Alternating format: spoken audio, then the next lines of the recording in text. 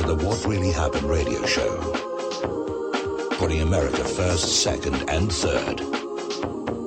Here is your host, Michael Rivero. And aloha, America. We seem to have lost some of our sound here. Hang on.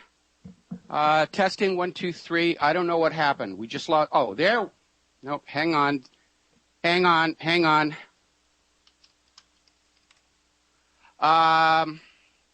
Let's see what's going on here. Testing, 1, 2, 3.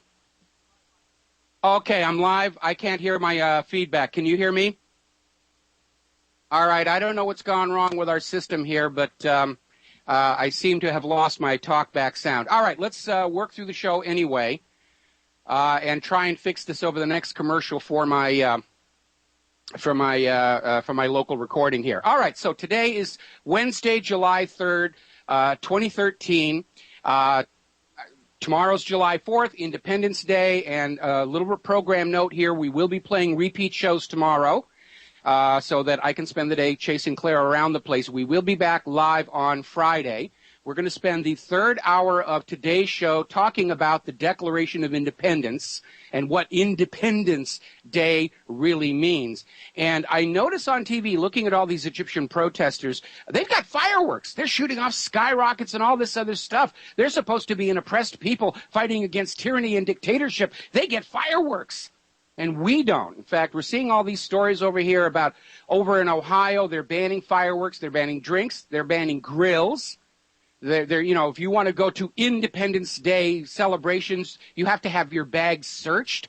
Doesn't sound very independent, land of the free to me. I mean, we're living under this government that tells us we shouldn't worry about GMO food or vaccines that actually cause disease or oil corrects it in the Gulf of Mexico, radiation from Fukushima, toxic food additives, already banned in most other nations, prescription medicines that drive us crazy, American cars with failing brakes and exploding fuel tanks, compact fluorescent bulbs with mercury and radioisotopes. We shouldn't worry about those, but we can't have fireworks on Independence Day because we might hurt ourselves. And interestingly enough, when I was out doing my errands yesterday, in one of the stores I do a regular business with, we were talking about this silliness of banning fireworks, and there was a whole Honolulu Police Department officer standing there and says, well, you know, terrorists could take sparklers and they could make a bomb out of there. And I said, officer, I used to have a pyrotechnician's license to work in film special effects. You can't make anything out of a little sparkler, but a bigger sparkler. And if there really were terrorists in this country, you could go over to that supermarket, buy a couple of common household products, and create enough poison gas to gas everybody in that market. So it's just, you know, all complete nonsense here. Corporate media still spending a huge amount of time on Zimmerman case.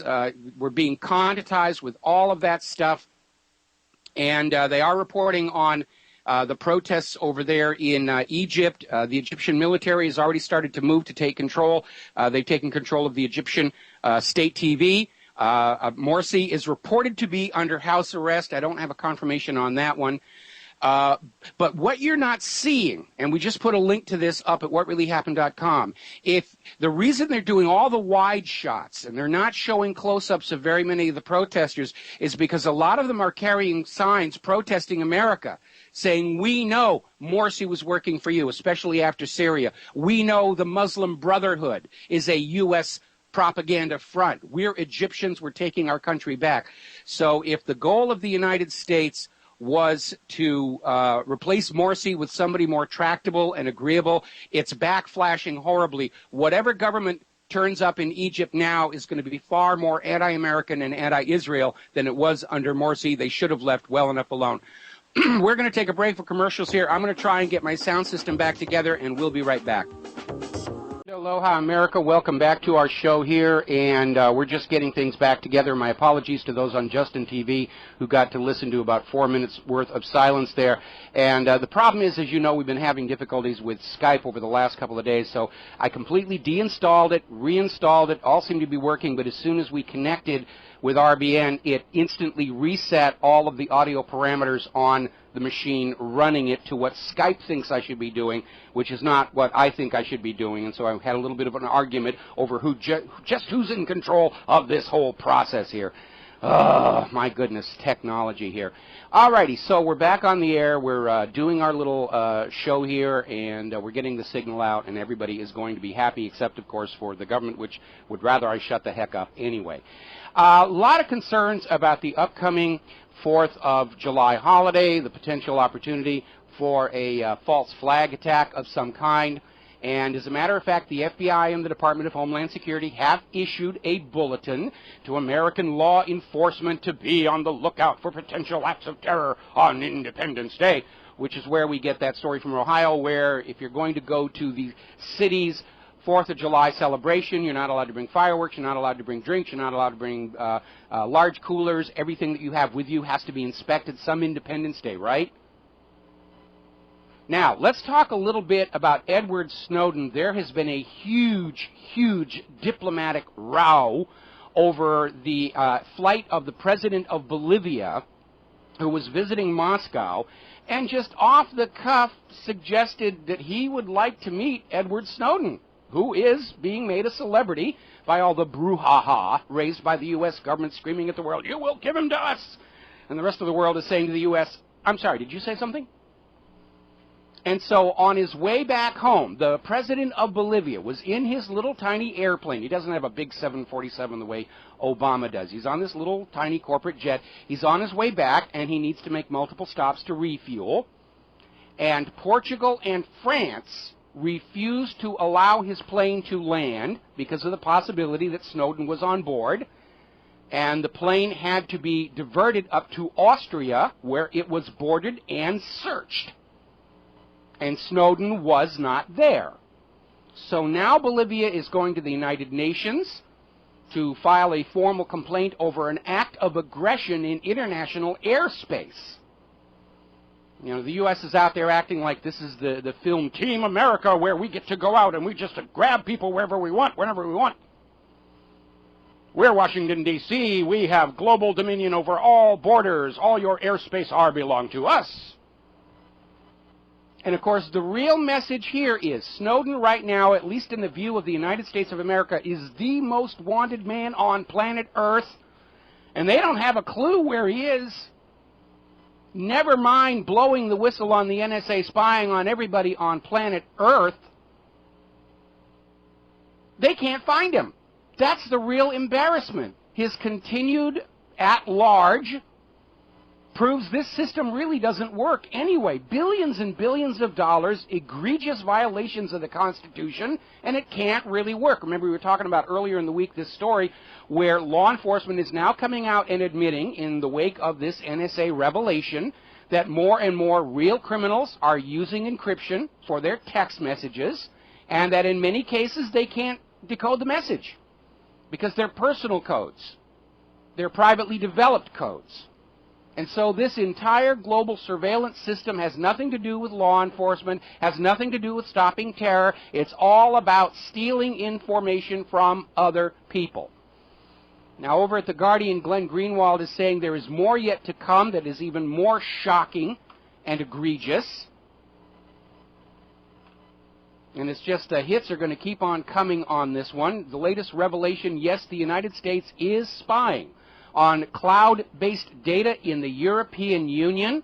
Remember when they were out there selling the cloud, the cloud, the cloud, oh, it's going to be wonderful. And I was saying they were trying to drag us back to the 1970s model of computing of a giant mainframe owned by the government and corporations, and all of your personal electronic devices were just little tiny terminals that logged into the mainframe, where all of your data stored on that mainframe was open to complete surveillance.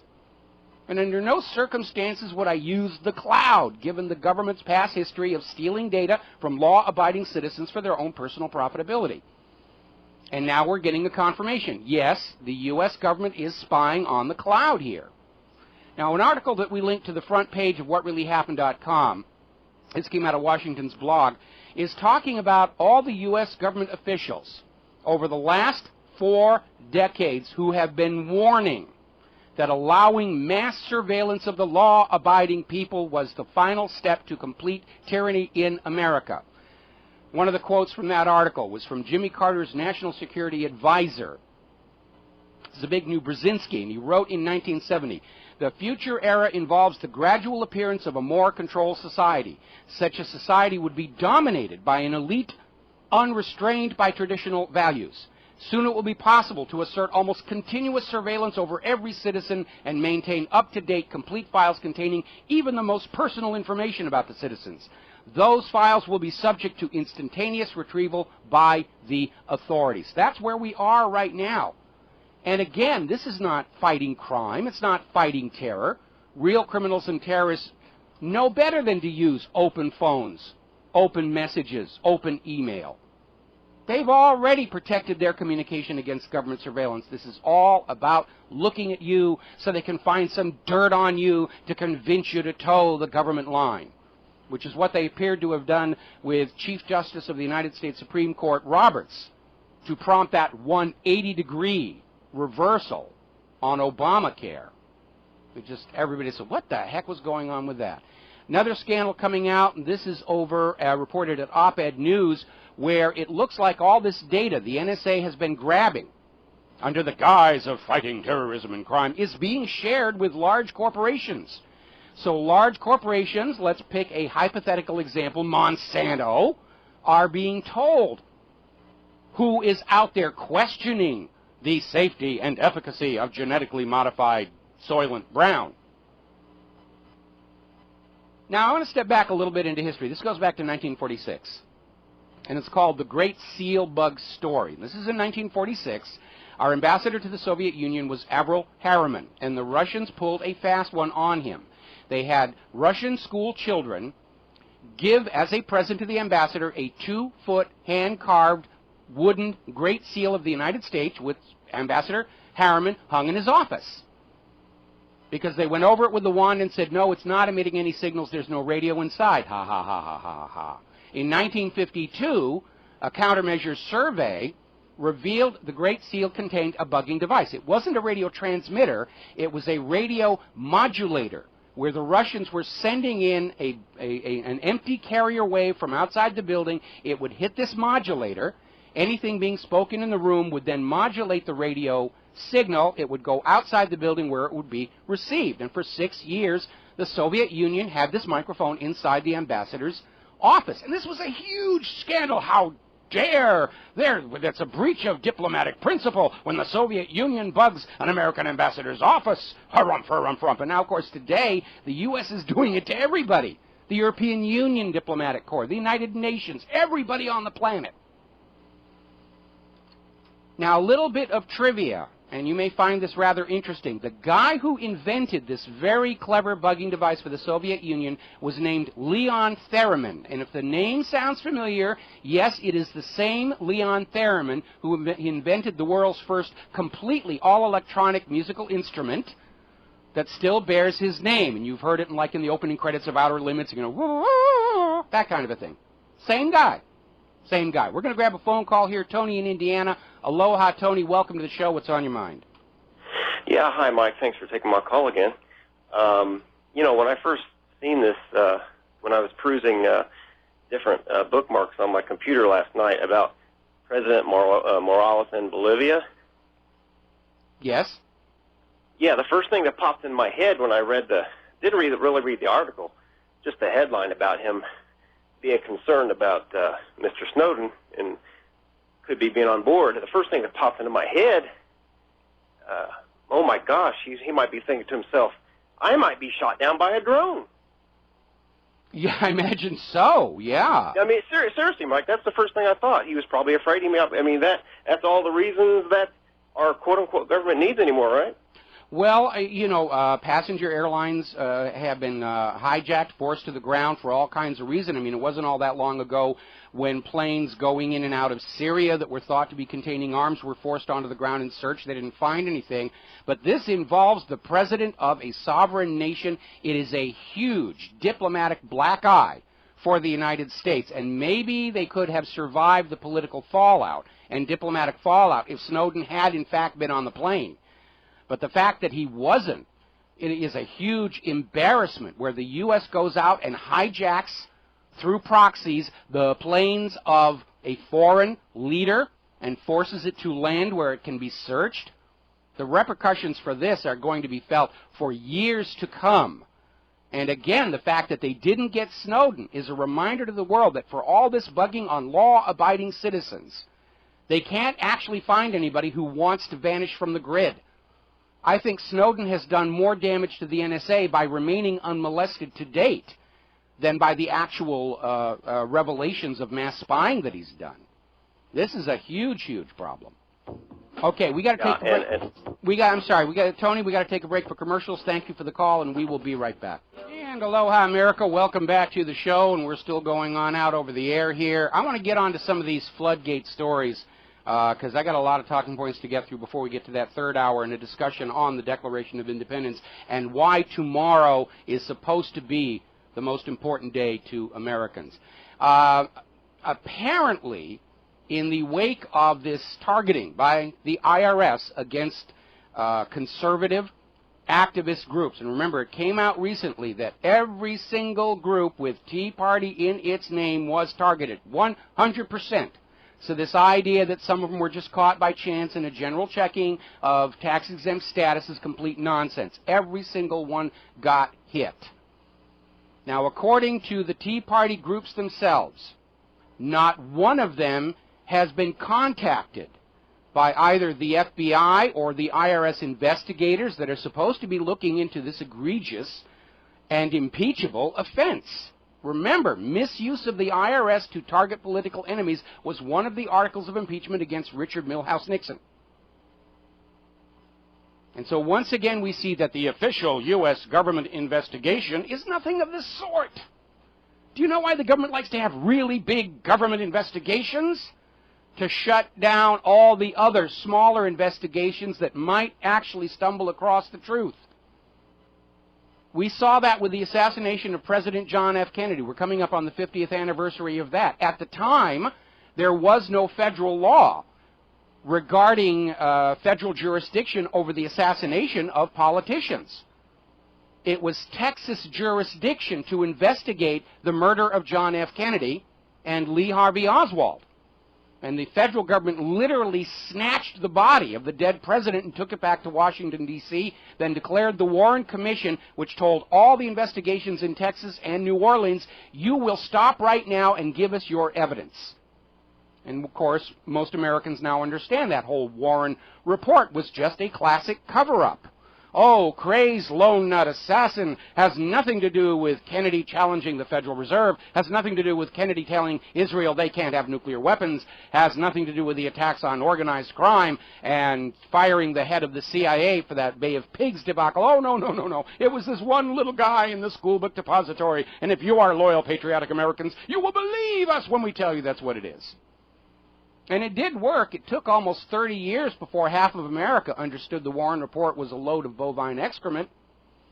Of course, today in the age of the Internet, it's a very, very different story. The average lifespan of a government lie can be clocked with an egg timer. Look how quickly look how little time it took to discredit Saddam's nuclear weapons. Or TW-800, that's now collapsed. Or 9/11 itself. The old tricks don't work, but as long as the government goes on trying to use them, the faster and faster we arrive at that government's collapse. Caller into our show yesterday was talking about this terror plot that was uncovered up in British Columbia, and very interesting wording on the headline as it appeared in thestar.com. Police say Canadian suspects inspired by Al-Qaeda. You know why they're saying that? There was absolutely no evidence of contact or assistance from these two losers with any foreign outside terror groups, any known terror groups. They just decided, hey, let's do what we're going to do. Or they got talked into it by an informant or an infiltrator. But remember, the propaganda goal is to keep you worried about international terrorism and the toilet. I mean, Al-Qaeda. To keep up the propaganda that we must make war on all those Arab Muslims who stubbornly insist on living their lives and selling their oil the way they want to. That can't be allowed to happen.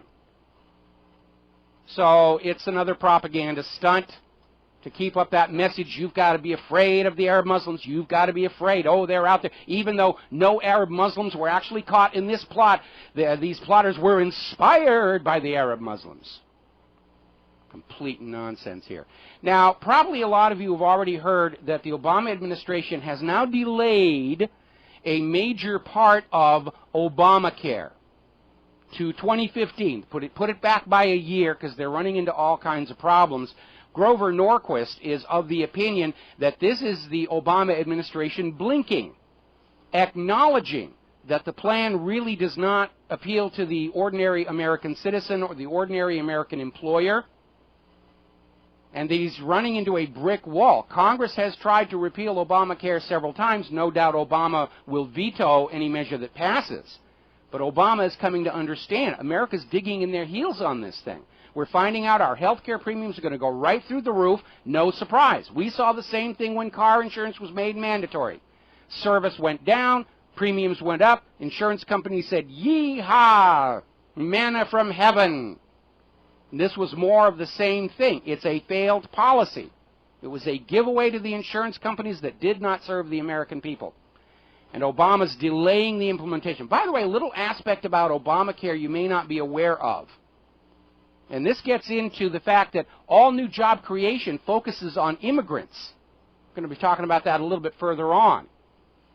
With this idea that newly amnestied illegals will be free from Obamacare for 3 years, they've just set up a situation where employers will fire legal citizens, hire the amnestied illegals in order to avoid Obamacare for 3 years. Thanks a lot, Barack. Nicely done. We'll be right back. Aloha, America. Welcome back to the show here. And interesting little story. This came out of ex-Republic TV. As you know, the U.S. government is saying, oh, we have to raise taxes. We have to raise taxes. We're going broke here. We're just running out of money. We can't spend money on the roads because we're out of money. Can't spend money on hospitals. We're out of money. Can't spend money on schools. We're out of money. Plenty of money for Wall Street, Israel, and the war machine, but no money left for you. If you want any services from us, you have to pay us more. You must make do with less so we can have more, blah, blah, so forth and so on here. The State Department has spent $630,000 of your taxpayer dollars on a program to artificially inflate Facebook likes on U.S. foreign policy. We've been talking all the time about how the U.S. government is just mounting a huge propaganda effort to take control of the blogosphere and the independent media so it becomes a loyal, obedient, servile tool of the propaganda coming out of the United States government. They're not having much success, and they're wasting a ton of money on it. And here we have the State Department literally spending $630,000 to fake likes on Facebook for American politicians, American leaders, and American foreign policy here. All right, let's talk about Egypt. Everybody's talking about Egypt, obviously. The Egyptian army has supposedly taken control of the state-run TV studios. They're now in control of the airwaves over Egypt. Morsi is out there saying he will fight to the death. That may be happening sooner than he thinks because the military, there again, there's a report still unconfirmed that Morsi is now under house arrest. Supposedly he left Cairo yesterday, but wherever he is, there's a report he's already under house arrest by the military. Now, more and more commentators are now making the same point that I made earlier in this week. In fact, this is over in Irish Times, where what seemed to be the real trigger for the vast majority of the Egyptian people joining in to this protest was Morsi's role in Syria, where all of a sudden Morsi, quite inexplicably, because up until this point he had been standing firm against U.S. and Israeli policy in the region, and all of a sudden he says, yeah, we're going to go along with the no-fly zone, we're going to go along in supporting the ouster of Assad. And that really seemed to be the last straw for the Egyptian people. Now, something that you need to pay attention to, if you're looking at the corporate media coverage, you're seeing these great, huge, wide shots showing the size of the crowd. And they're not spending a lot of camera time showing the individual protesters, and there's a reason for that. Many of those protesters, perhaps as much as half as far as I can tell so far, are carrying anti-American signs. The people of Egypt are blaming Obama for the failures of Morsi's government, the kowtowing to the Syria agenda. And if you go to the foreign press and the Egyptian media, you will see these signs out there, bashing Obama, bashing Kerry, bashing Hillary, even though she doesn't have the job anymore, and saying we are Egyptians, we are not the Muslim Brotherhood, we are not servants of Obama, we are taking Egypt back for the Egyptian people. And this cuts right to the heart of a comment I made, I think it was only yesterday, where it appeared to be this very small group that was agitating against Morsi was an engineered attempt at a covert overthrow, like they tried to do and failed back in Iran in 2009. And if Morsi had not gone along with this serious situation, it probably would have fizzled out here as well. The goal from the point of view of the U.S. and Israel was to oust Morsi and say we're going to have new elections and all the candidates running for his job are people we know and like and have control over. And then the wild card happened. The military stepped in. And the people of Egypt are saying this is not about Morsi, it's about Obama, it's about America, it's about Israel. And it looks like this is going to turn into one of the biggest foreign policy disasters for the United States of America, because regardless of whatever new government is coming into existence in Egypt, it is a guarantee it will not be another U.S.-Israeli puppet. And so it's a huge, huge foreign policy disaster. Now, over in Syria, which is probably glad for Egypt because they're kind of out of the headlines right now, the Syrian government is continuing to win back territory captured by the hired mercenary army. They're now dropping leaflets over the Idlib province, warning the civilians, take cover, we are coming in here. And of course it carries a message to the hired mercenaries, take your paycheck and go home, because we're coming in here and we've got this string of victories behind us to tell you what's going to go on. Now, they're still trying to hype up the propaganda about all the persecuted religious minorities. This is a story out of ChristianToday.com where they're saying Christians and minorities are under fire in Syria. And the reason I linked to it was because of this comment from the House Congressional Panel overseeing global human rights issues. Talk about a fuzzy title, and said peaceful coexistence among Syria's religious communities has gone away since the start of this attempt at an overthrow. And they admit, before the war, Syria was pluralistic. You had Christians, Jews, Alawites, Shias, Islamis, Druze, Sunnis living peacefully side by side. And as soon as this hired mercenary army went in, they started persecuting the minority. And this House Congressional Panel comes out and says the situation was far from perfect, though, when everybody was living in peace, because President Bashar al-Assad's regime had a vast security apparatus in place with members inside each of the religious communities to monitor their activities. Just like the United States is doing. The United States does that. That was what COINTELPRO was all about. Informants everywhere keeping an eye on you. Well, if it's bad for President Assad to do it to the Syrian people, isn't it equally bad for the federal government to do to us? Man, hypocrisy is a growth industry over there in Washington, D.C. We're going to grab a phone call here. Bobby in California. Aloha, Bobby. Welcome to the show. What's on your mind? Yes, thank you for taking my call, even though I usually just disagree with you. So that's really nice that you still take it anyway. Listen, I'd like to point out something out here. You know, sometimes in life, whenever something big or serious happens, there are always a sect of the population that's going to question it, which is good. It's good to question things. Mm-hmm. But you do realize that this certain sect takes it to another kind of, what word should I use, psychotic level? Okay, who are we talking about here? Okay, so like you pretty much don't, I don't know, am I putting words in your mouth? You pretty much don't like anything about the U.S. government, do you? There isn't much to like about it at the present time.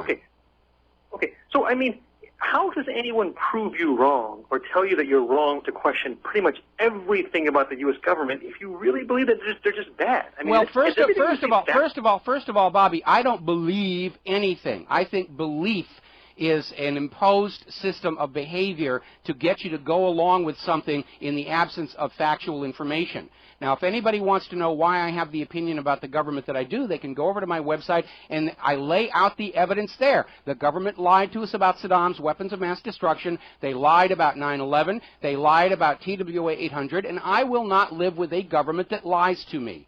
I do not give my consent for a government that lies to me. I will have a truthful government, or I will have no government at all. Belief does not enter into it. And again, if you can refute the facts at my website, That's all well and good. That is what dialogue and discussion is about. That's what the First Amendment protects. But we're seeing in our society already where people who are asking questions and bringing forth facts come under attack. And that is certainly directly in contrast with the First Amendment right to freedom of expression and freedom of inquiry.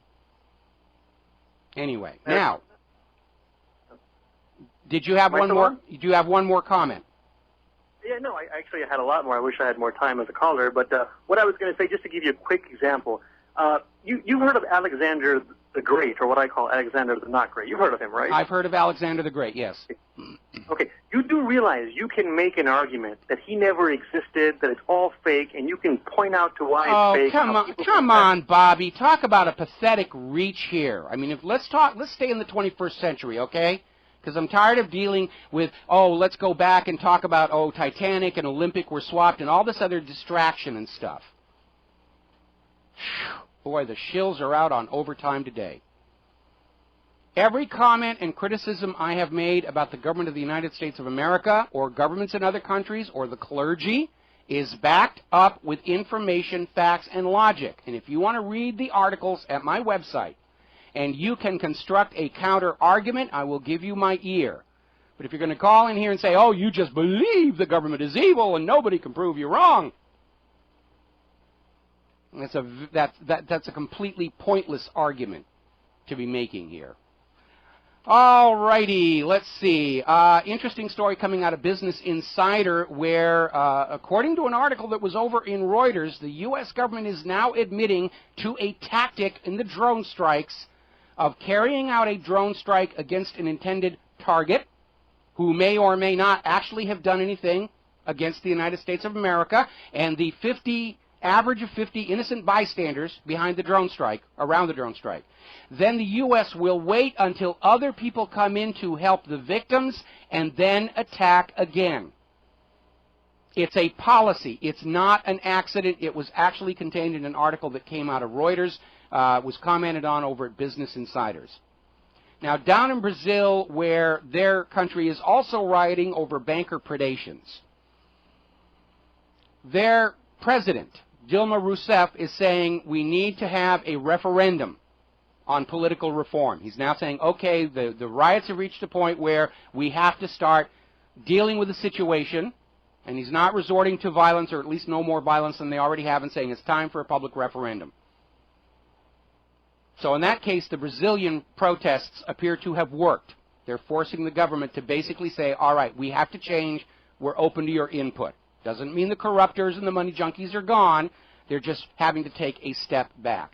Looking at the global economy, Portugal and Greece are once again areas of severe, severe concern.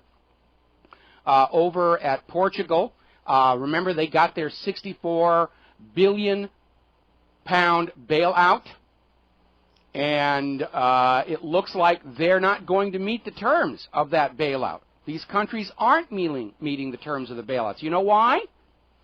Because the whole austerity model was flawed. The idea was the government will give you this money to settle your debts here. You will fire all your public employees, cut services to the people. That will save the money, and that extra money will make the payments on your bailout deal. The problem is, in countries already in economic trouble, all those fired public workers did not have private sector jobs to go to. So tax revenues fell. That spreadsheet that set out the model for austerity is now known to have flaws in it. They didn't double check it before it was used to set fiscal and national policy. And all these countries that bought into austerity and impoverished their people and fired their public workers and cut off public services, it didn't save them. And so Portugal is looking at the edge of collapse and default. And remember, when Portugal defaults, or any other nation in Europe defaults, it's going to trigger those credit default swaps sold by Wall Street against Europe's debt. They're already scrambling to find some way they can say, oh, it's not really a default. It's not really a default. We don't have to give you the money. They're in a panic over there. Meanwhile, Standard & Poor's has downgraded Credit Suisse and Deutsche Bank. Are Credit Suisse and Deutsche Bank actually in trouble? Maybe, maybe not. we now know that these big three Wall Street rating agencies, Moody's, Standard & Poor's, and I'm forgetting the other one, Fitch, I think it was. But these big three rating agencies on Wall Street were being paid to give AAA ratings to Wall Street's fraudulent mortgage-backed securities offerings. And it may be that these rating agencies are now being used as political weapons to go out to these European banks saying, you'd better keep your finances in order relative to the U.S. credit default swaps, or we'll downgrade you and crash you ourselves. A lot of little fiscal blackmail going on back there. By the way, little notification from regarding gold and silver. Remember, Germany not too long ago requested from the Bank of France and the New York Federal Reserve the return of the gold bullion that is the property of Germany on deposit at the Bank of France and the New York Federal Reserve. And the New York Federal Reserve and the Bank of France sort of shuffled their feet and averted their eyes and hemmed and hawed and said, well, it's going to take a little while for us to get the gold back. The next week they invaded Mali, which is Africa's third largest gold producer. They've now come out and acknowledged Germany will not be able to get their gold bullion back from the Bank of France and the New York Federal Reserve until at least the year 2020. These central banks, these money junkie private central banks, took the gold placed on deposit in their vaults, for which they charge a fee, by the way, and they rehypothecated it, meaning they took this gold and they leased it out to other parties to make more money with it. It's not their gold. But they said, yeah, it's just sitting here gathering dust. We'll lease it out and make a little bit of money. Now they can't get it back. Huge, huge problem. That's why they've been trying to crush down gold prices to scare Americans into dumping all their personal gold on the market, going to those little We Buy Gold kiosks in the mall. Oh, you don't want that yellow metal. It's, yeah, you know, plastic is the new in bling. You don't want that gold stuff. And exactly the opposite happened. As the gold prices got crushed down lower and lower, Americans went out demanding physical. Now, as I mentioned a little earlier in the show, immigrants account for all U.S. job gains since 2000. If you look at the employment for native-born Americans, legal Americans born in this country, it has gone down. This is according to the Center for Immigration Studies. So we have a government and financial system that is taking jobs away from U.S. citizens who spent their entire lives in this country and handing them to immigrants, including the illegals. Remember what we reported last week, included in that Senate immigration bill, which thankfully does not look like it's going to pass the House. There was a provision to financially incentivize employers to hire the newly amnestied illegals over native-born American citizens. And as I mentioned earlier, there's an aspect of Obamacare. Amnestied illegals are not subject to Obamacare for an additional 3 years, and this incentivizes American employers to fire their American citizen employees and hire the amnestied illegals so they can delay having to pay for Obamacare for 3 years. Does that make any sense at all to the American people? We'll be right back. America, welcome back to the show here, and we're still going on about George Zimmerman, and the latest report is the prosecution is hoping they're going to rest their case by the end of the day, so the defense will be doing the defense will be doing their thing next week, and I actually got an email from somebody saying it looks like the government is trying to throw this case to Zimmerman. And yeah, it does. And we're still hearing all these stories in the corporate media about, oh, the potential for riots. There could be riots and race riots and all the rest of this stuff. And, this could be the big civil uprising that the U.S. government would crush down to cement their control over the American people here. Now, speaking of cementing the control, and maybe the cement isn't holding up so well, over in Great Britain, the gun grabbers have been holding up Great Britain as a successful example of gun control. And, of course, it wasn't. When guns were banned in Great Britain, crime went right through the roof. And the government of Britain justified keeping the gun ban by saying, well, the British people felt they were safer. And that made it all okay. The British people went about their lives, doing their jobs, paying their taxes, doing as they were told by the government, in the belief that the government had made their lives safer. When in fact the actual statistics said quite the contrary. And there's nothing new about that. Anytime you have guns taken away from law-abiding citizens, the criminals say, yee-haw! Danger-free zone, target-rich environment, let's go grab stuff. The latest poll by the Daily Telegraph shows that the people of Great Britain have come to understand that this claim that they're safer with the gun ban is complete and total nonsense. And an overwhelming majority of the British people want the gun ban overturned. They want their guns back. They want the shooting clubs reopened. So it's a setback for the gun grabbers. No doubt there will be a staged mass shooting atrocity in Britain to remind everybody that we cannot allow guns in the hands of the people. Gun grabbers here in the U.S. are now expanding their scope. They're saying we should take away, long, dangerous knives and swords from people as well. They shouldn't have a sword. Look at the mayhem they can do with a sword. Yeah, I look at the crime statistics and I see how many innocent Americans are being slaughtered with samurai swords every year in this country here. Let's see. Israel is out there asking for another $5 billion in U.S. loans that get quietly forgiven by Congress years later to buy more weapons. More weapons. We've got to have more weapons. Give us money. We'll buy weapons from you. Publication over in Germany is in serious trouble. They ran a cartoon illustrating how Israel is gobbling up all of Germany's military assets, like they do here in America. And of course, Israel responded, oh, they're anti-Semites, they're anti-Semites. Oh, how dare you criticize Israel, you Jew-hating Hitler lovers, And you know something? It doesn't work anymore. The people of Germany understand very clearly modern-day Israel has got virtually nothing to do with whatever it is that was supposed to have happened before they were even born. We're going to take a break for station identification. We'll be right back. And aloha, America. Welcome back to our show, hour number 2. And remember, in hour number 3, we're going to be spending some time talking about the Declaration of Independence, which is what tomorrow, Independence Day, is really all about here. But we're going to take a phone call right now. Steve in Georgia. Aloha, Steve. Welcome to the show. What's on your mind? Hey, is this Steve in Georgia? You're Steve in Georgia. I'm Michael in how Hawaii. You doing, sir? Hey, how you doing today? I think I'm Michael in Hawaii. I'm wearing his underwear. Yeah. How's the surf down there? Well, actually, doesn't look too good today. No. I'm from Florida, so I used to surf.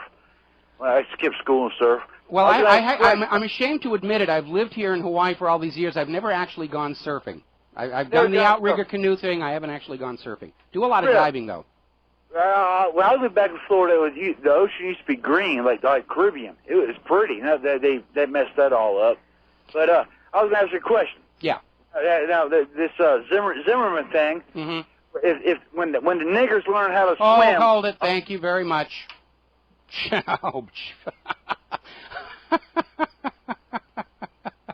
Oh man, they're the government propagandists. They're out there to try Jew-hating network, and now the N-word and the rest of it. Yeah, and again, this gets back to my concern that the U.S. government is going to use this Zimmerman case to try and provoke or stage race riots in several cities that can be easily put down by the military in order to forestall a general mass uprising by 300 million Americans there. And so I'm not surprised we're getting calls like that here. Now then, operating under the principle of if at first you don't succeed, lie again, the United States government has held a press conference in which they've had James Kallstrom, the lead FBI investigator into TWA 800, and members of the NTSB, and these people are all still on government paychecks that they don't want to lose, and they came back out and said, oh yes, TWA Flight 800 was destroyed by a center fuel tank explosion. Really, all those 700 plus people who saw a missile, they were all drunk. You shouldn't listen to them. You should trust the government, because if you can't trust the government that told you Saddam Hussein had nuclear weapons, who can you trust? And the official story still is that this airplane center tank full of kerosene vapors just spontaneously blew up. And that doesn't happen with kerosene-fueled aircraft. Kerosene is chosen because it is safe and it doesn't explode. But the official story is the center wing tank inside the wing box that holds the wings on the airplane exploded spontaneously, supposedly a spark from the fuel scavenge pump, which was not actually turned on, destroyed the wing box and blew the nose off of the aircraft, and then the aircraft tipped back and climbed thousands of feet, trailing burning fuel, and that's what the witnesses thought was a missile, even though the witnesses all said they saw the missile arise from the ocean's surface, right from the middle of that ongoing U.S. Navy live fire test of Aegis CEC, the updated version of the same system that shot down that Iranian Airbus. And it's an impossible story. We call it the magic wing box. Because, if the nose comes off a 747, the center of gravity moves to the rear of the center of lift, and the plane tumbles like a dart being thrown backwards. We're going to take a break for commercials. When I come back, I'm going to give you the other reasons why the official story is absolutely flat-out impossible. And the government is lying again, and we'll be right back. Aloha, America. Welcome back to our show. And we are talking about TWA 800 and a publicity propaganda campaign being mounted by the United States government to discredit and dismiss and trivialize the whistleblowers, the official investigators no longer dependent on their government paychecks, who have come forward to say they were ordered by the government to lie to you about the cause of TWA 800. And the official story is that a spontaneous explosion in a kerosene fuel tank of a 747 blew the nose off, and it pitched up and climbed high in the sky, trailing burning fuel, and that's what the 700-plus witnesses actually saw, and they were drunk, so don't pay attention to them when they say it looked like it was a military missile. Those 700, they're silly people. You shouldn't pay attention to this. Listening to your fellow American over the government, how un-American can you get? So we're talking about the reasons why that story can't happen. First of all, absent the nose of the 747, center of gravity moves aft of the center of lift, and the plane would tumble like a dart thrown backwards. It could not maintain stable flight. Second of all, that center fuel tank explosion destroyed the wing box, which holds the wings on the plane. And by the way, some of the witnesses said they saw the wings come off from that first explosion. So that 747 had nothing to fly with, let alone zoom climb, even if it could have maintained stable altitude, or stable attitude, rather. And finally, the last piece of information is when you have a zoom climb, which is where a plane is flying horizontally and it pitches up to climb very, very high, it is trading horizontal velocity for vertical altitude. And while it is true that the encoding altimeter on the aircraft transponder stopped operating at the initiating event, they do have the ground track of the aircraft on the radar. And had there been a zoom climb, the horizontal ground velocity would have dropped dramatically as it climbed into the sky. And the ground track shows that the wreckage, the deteriorating wreckage of the aircraft, continued on forward at the same velocity as it started to arc down to the ground. There is absolutely no support for this zoom climb theory. The CIA put out an animation to try and convince America this is what happened. And when experts said, we want to see the software and we want to see your original data on which you base this, and the CIA said, no, national security, national security. And of course there's the red residue all over the wreckage that was consistent with the chemicals of a combusted military rocket engine. We caught the NTSC rigging their own lab tests, trying to say that the red residue was seat glue, which is actually pale yellow-green, and on and on and on and on. So they're out there trying to convince everybody, don't look at this new documentary by Tom Stalcup. Don't listen to those whistleblowers. You know how bad whistleblowers are? Look at Snowden and how bad he's been for the United States of America. And of course, these whistleblowers aren't bad for the United States of America. They're bad for the U.S. government. But only in the U.S. government's mind is the U.S. government the nation. The United States of America are 330 million school teachers, carpenters, bricklayers, road builders, bridge builders, hospital workers, librarians, bakers, grocers. We're the United States of America. And the whistleblowers serve a useful function to keep our government from going into this attitude of they can just lie about whatever they want and get away with it. Well, no, you can't. Those days are gone forever. And the sooner the federal government recognizes that the days when they can lie with impunity are gone, and they start owning up to their mistakes and being honest with we the people, the sooner we can maybe try and salvage this situation. I don't think it can be. This government can't start telling the truth. They're carrying the burden of too many lies over the last couple of hundred years. We just have to wait it out until they collapse like the former Soviet Union did, and then we start building a new nation and a new world. Meanwhile, over at WorldNet Daily, Jack Cashel has had yet another whistleblower from inside the Navy come forward to say, yeah, it was a botched live-fire missile exercise. Remember, the chief of the USS Trepang had gone public saying that the rocket that killed TWA-800 had come from their ship. And then, of course, under threat of losing his pension, he recanted and said, oh, I was just being so, really, please, you know, can I have my family back? By the way, today is the anniversary of the U.S. accidental shoot-down of the Iranian Airbus, Flight 655, back in 1988. A little reminder there. Now, an interesting little story. This came out of From the Trenches World Report, and it's talking about the epidemic, and that's a good word for it, of crime lab corruption in America. I know we've all seen the TV shows CSI Poughkeepsie, CSI Flat Rock. It's a huge franchise that's put out there to propagandize you into thinking that modern scientific crime detection always finds the guilty and always protects the innocent. We know that's not true. Huge scandal years back when Frederick Whitehurst, who had been the head of the FBI's crime lab, blew the whistle that the FBI crime lab was routinely rigging the tests to favor the prosecution, especially if there was a political agenda there. And, of course, they demoted him and made him in charge of the paint chip lab. But it's an ongoing problem. I had that story the other day about botched DNA, where real criminals, they can't do the prosecutions anymore because of crime lab corruption. These lab workers are incentivized to get the results that serve the prosecutor's agenda.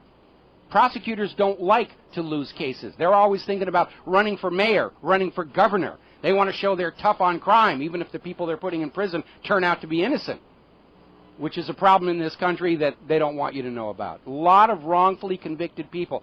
And this is why I cannot support capital punishment. I know there are some very evil people out there for whom death is almost too good, a retribution for what they've done. But I also know there are a lot of people wrongfully executed. Bruno Richard Hauptmann, classic case. And until we have the power to restore life to those it is wrongfully taken from, we shouldn't be taking it from anybody in the first place. Another little case coming out of RIMP.com. Apparently, boys in custody sexually abused by female guards at an alarming rate. Boy, there's feminism on display there for you, proving out to be just as predatory and decadent as their male counterparts here. Over in Israel, to show how butch they are in dealing with the threat of international terrorism, apparently Israeli authorities have closed an East Jerusalem puppet festival. The Muppets are banned in Palestine. And the reason given was that this puppet festival for the children had been organized under the Palestinian Authority. How dare the Palestinian Authority have entertainment for children? So they shut that down. Oh, my goodness. Let's see. A well-known Jewish nationalist activist from the town of Esh Kodesh in Binyamin has revealed he is an agent of the Shin Bet, Israel's internal security service. And apparently this guy was an agent provocateur that actually was involved in several so-called Arab-Palestinian terror attacks. And it's a reminder for those of you here in the United States of America, especially as this Zimmerman case winds down to its conclusion, And we're already seeing a pre-sell in the corporate media about Zimmerman race riots, Zimmerman race riots. When you think Zimmerman, you will think race riots. It looks to me like there is a potential for a setup here where when Zimmerman is acquitted, and it looks like that's going to happen, that FBI informants that have infiltrated various civil rights groups or inner communities or whatever, they're all going to be out there saying, we've got to burn Whitey, we've got to do this, we've got to do that. Those are the FBI's informants. The United States government has been arming itself for a war against the American people. Hollow point ammunition, armored vehicles, drones in the sky, all of that stuff. And what they want is a small, controllable uprising that they can brutally crush in order to forestall a general uprising by the entire American population that they don't have a hope of ever getting under control. And that's what it feels like to me. A repeat of the Rodney King riots. Apparently McCain canceled a visit to Beirut, and he was on his way to Lebanon to go and do whatever he was going to do. Apparently there were going to be protesters, and McCain said, oh, if they're protesting me, I'm not going to show up. I only show up to audiences that love me. Now, McCain does not actually have a foreign policy role in the United States of America. He's just going around traveling to these hotspots for photo ops, which is why he canceled when he learned there were going to be anti-McCain signs there. He's grandstanding. He's grandstanding. He's going around, you know, talking tough about Russia and China, and he's going to these places to get his picture taken. He's grandstanding, and he's looking mostly like the sort of an idiot who would, well, I don't know, pick Sarah Palin as a running mate. It looks to me like McCain is going to throw his hat in the ring in 2016. You heard it here first. Let's see what else is going on here. Oh, this is an interesting story. Over in Arizona, there was a man from Globe, Arizona, wanted to hike the Pacific Crest Trail from Oregon to California, got caught in a June snowstorm, trapped for 4 days before he was rescued. It's global warming. It's global warming. I don't think so. Actually, this is the fastest cooling decade on record. The carbon Nazis are still out there saying, no, no, no, no, it's getting warmer. You must give us your carbon money. You must do what we tell you. Raising on a busted flush. We'll be right back. And aloha, America. Welcome back to the show here. And apparently, Egypt's President Morsi is out. He's been kicked out by the military. They've suspended the Constitution in the Parliament. And they're going to set about building a whole new nation.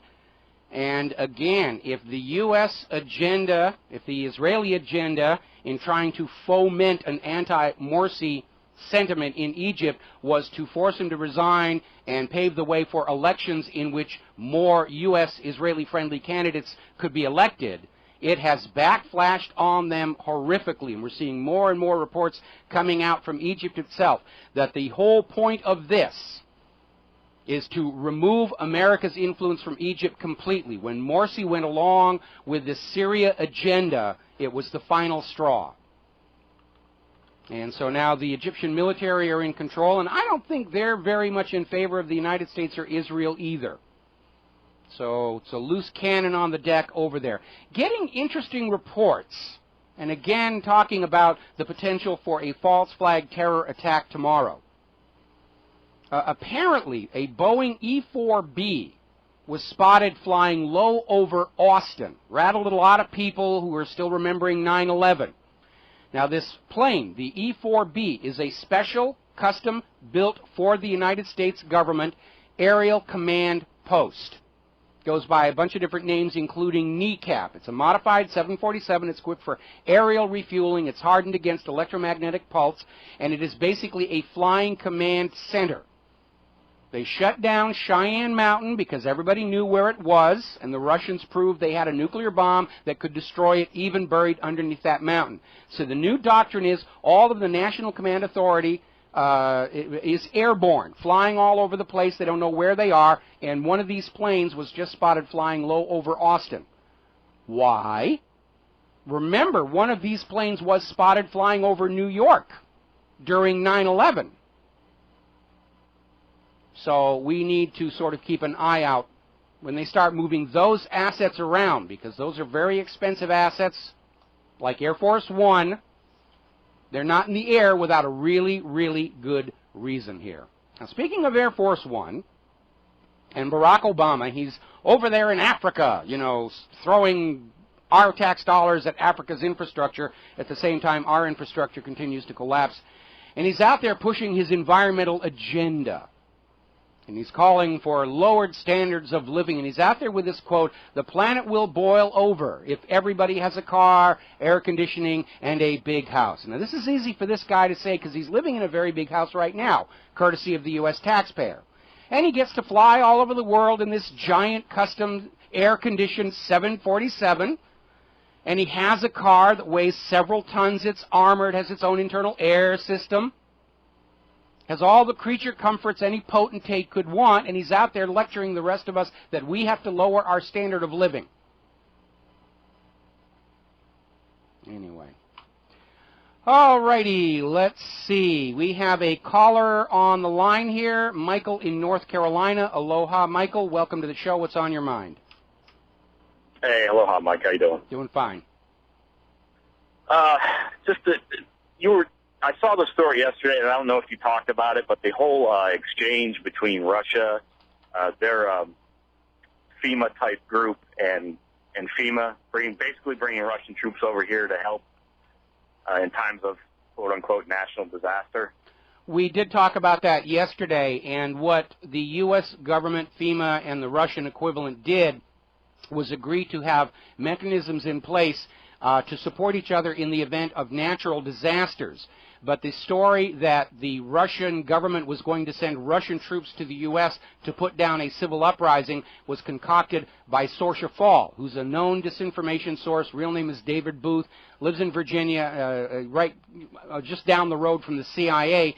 And if you think about it, it doesn't really make sense because right now Putin and the Russian government understand that we, the American people, are their allies in the goal of dissuading the United States government from escalating World War III into a truly global nuclear conflict. So the government of Russia is not going to do anything to help the U.S. government repress and put down the American people standing up under our First Amendment rights and saying, please do not incinerate planet Earth to keep the private central bankers happy.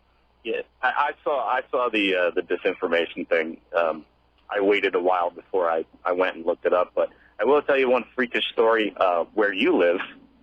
I was at an Army school in 1992 before I got deployed once again, and we at this school we had broke for the day, and you know, me and my buddy were one of the only two Marines in the school. We swung our weapons and we just started walking around Schofield Barracks. Mm-hmm. So we were walking around, and out of the corner of my eye, I saw at training, I said to my buddy, I'm like, that's a Druganov. He goes, what? I said, that's a Russian sniper rifle. So we went over to the group, and I asked the guy, I was like, hey, are you guys, like, U.S. troops? He didn't say anything. He looked at me, so I turned to the staff sergeant. I said, Staff Sergeant. Okay, I understand where you're going with this. We got to take a break for commercials, and I'll respond when we come back from these words from our sponsors. And aloha, America. Welcome back to the show. And responding to Michael's comment that he met some Russian soldiers here in Hawaii back in 1992, it's not that strange. I mean, technically, Russia and the United States have been allies up until all of a sudden Russia took control of their central bank, and now they're on the special high-interest targets list. But because we are Hawaii and we're out here in the middle of the Pacific, we have a kind of a unique situation. Every 2 years on even-numbered years, which includes 1992, Hawaii plays host to an exercise called RIMPAC, meaning the Pacific Rim Nations. And you will have forces from the military of all the nations that partake in this, including China and Russia, and they'll show up here in Hawaii for a big naval exercise and a big party and fireworks shows and the rest of that, and it is considered courtesy for these representatives of the foreign military to be given tours around, and they come along and show their weapons, which serves a U.S. military purpose because they want a chance to look at these weapons used by the other countries and evaluate them. So it's not that big a deal. I remember last year when RIMPAC was here, and we were down at the flea market, and we saw all these people from all these other armed forces wandering around and buying Hawaii souvenirs to take back home, and it was just a real big party. So I wouldn't read too much into that. But we need to remember that since Russia took control of their central bank, The private central bankers are very upset with them. And ever since then, we've seen people like John McCain out there saying, oh, Russia this, Russia that. We've got to punish them for hiding Snowden. They're ramping up that Russia-China propaganda to sell you a war against these other countries to keep the private central bankers happy. And I don't think this is a good idea because Russia and China actually really do have weapons of mass destruction and the means with which to deliver them. Back to the phones. Carrie in Florida. Aloha, Carrie. Welcome to the show. What's on your mind? Well, Michael, you mentioned earlier, and a very good point you made, that the American people are the best ally for Putin, and actually China.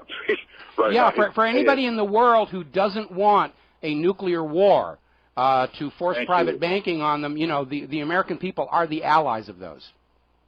Well, how do you then, given, and this is what I'm asking you, I know you can answer this, how can you reconcile this with that Department of State publication 7277, where it calls for the United States and the Soviet Union, which I don't, you know, to form basically disarm and form a one world government through the UN? How Well, it's a State Department policy paper, but it doesn't say Russia's going to go along with that. And certainly, again, because of recent developments that have increased tension between the United States and pretty much the rest of the planet, I think this push for a global government has definitely gone off the tracks and you know, into the mud pond at this particular point. I mean, the U.S. government puts out all kinds of policy papers. Doesn't mean it eventually becomes policy. Again, Russia right now, they're not going to go along with this, because that New World Order plan includes a global private central bank, and Russia and the BRICS nations and the rest of that are saying we're not going to go along with that because we have seen throughout history how private central banking destroys the nations enslaved to it. And there's a better way. It's the way the United States was started with 200 some odd years ago. Public currency as a public utility. And Russia does not want to go back to Bretton Woods, and they're certainly not going to militarily support a global government that is enforcing predatory banking on the entire planet. But isn't China the model? I mean, Rockefeller and his ilk love Mao Zedong, and they love the Chinese. I hate to be the one to tell you this. Mao Zedong is dead, and so is most of his policies. You need to understand the world is a very dynamic place, and you can't go back to what governments were saying 5, 10 years ago and presume it represents their worldview today. It might not. You have to evaluate what's going on in light of the current context. And when you go back to all wars are bankers' wars, and you realize that China is floating the gold-backed yuan as a replacement for the dollar in international commerce, Russia took control of their central bank. Russia, together with Brazil and a bunch of other countries, are forming the BRICS nations. They're going to set up their own international interoperating currency free of the dollar. And you begin to understand where the real dividing line on this world war is shaping up. Those that are going along with private central banking versus those who want nothing more to do with it. Well, very, very expertly done, Michael. I appreciate that. I'm teetering here, between this and that. But your point, I've been following this BRICS thing, and I hate to say it, but I'm not rooting for the hijacked U.S. government anymore. I was a raw guy for a long time, but now I'm on the side of peace and prosperity, and I thank you very much for what you do, okay? Well, thank you very much. I don't like to be one of those persons that says, I got to pick a side here and everything, but if I have to pick a side, I'm on the side of the American people. I'm on the side of peace and prosperity, and that's basically what my political affiliations are at this point. Well, yes, I've noticed that, and I am too, and there are at least, 15, 20 million of us here in the United States that are just waiting to see what's going to happen, and then we'll show ourselves. Well, I think there's far more than that. Looking at the corporate media audience numbers, which may even be inflated as low as they are. MSNBC just hit a 7-year low in their viewership versus the numbers we have coming into Republic Broadcasting, and our audience is growing. Obviously, the numbers at my server are down this week because people are kind of in holiday mode. but overall they've been trending upward. And I think that indicates, especially in the wake of this revelation that the NSA is spying on every single law-abiding American, most Americans have finally dropped their little rose-colored glasses and they see what this government really is, and they understand this is not the America they were taught they were living in.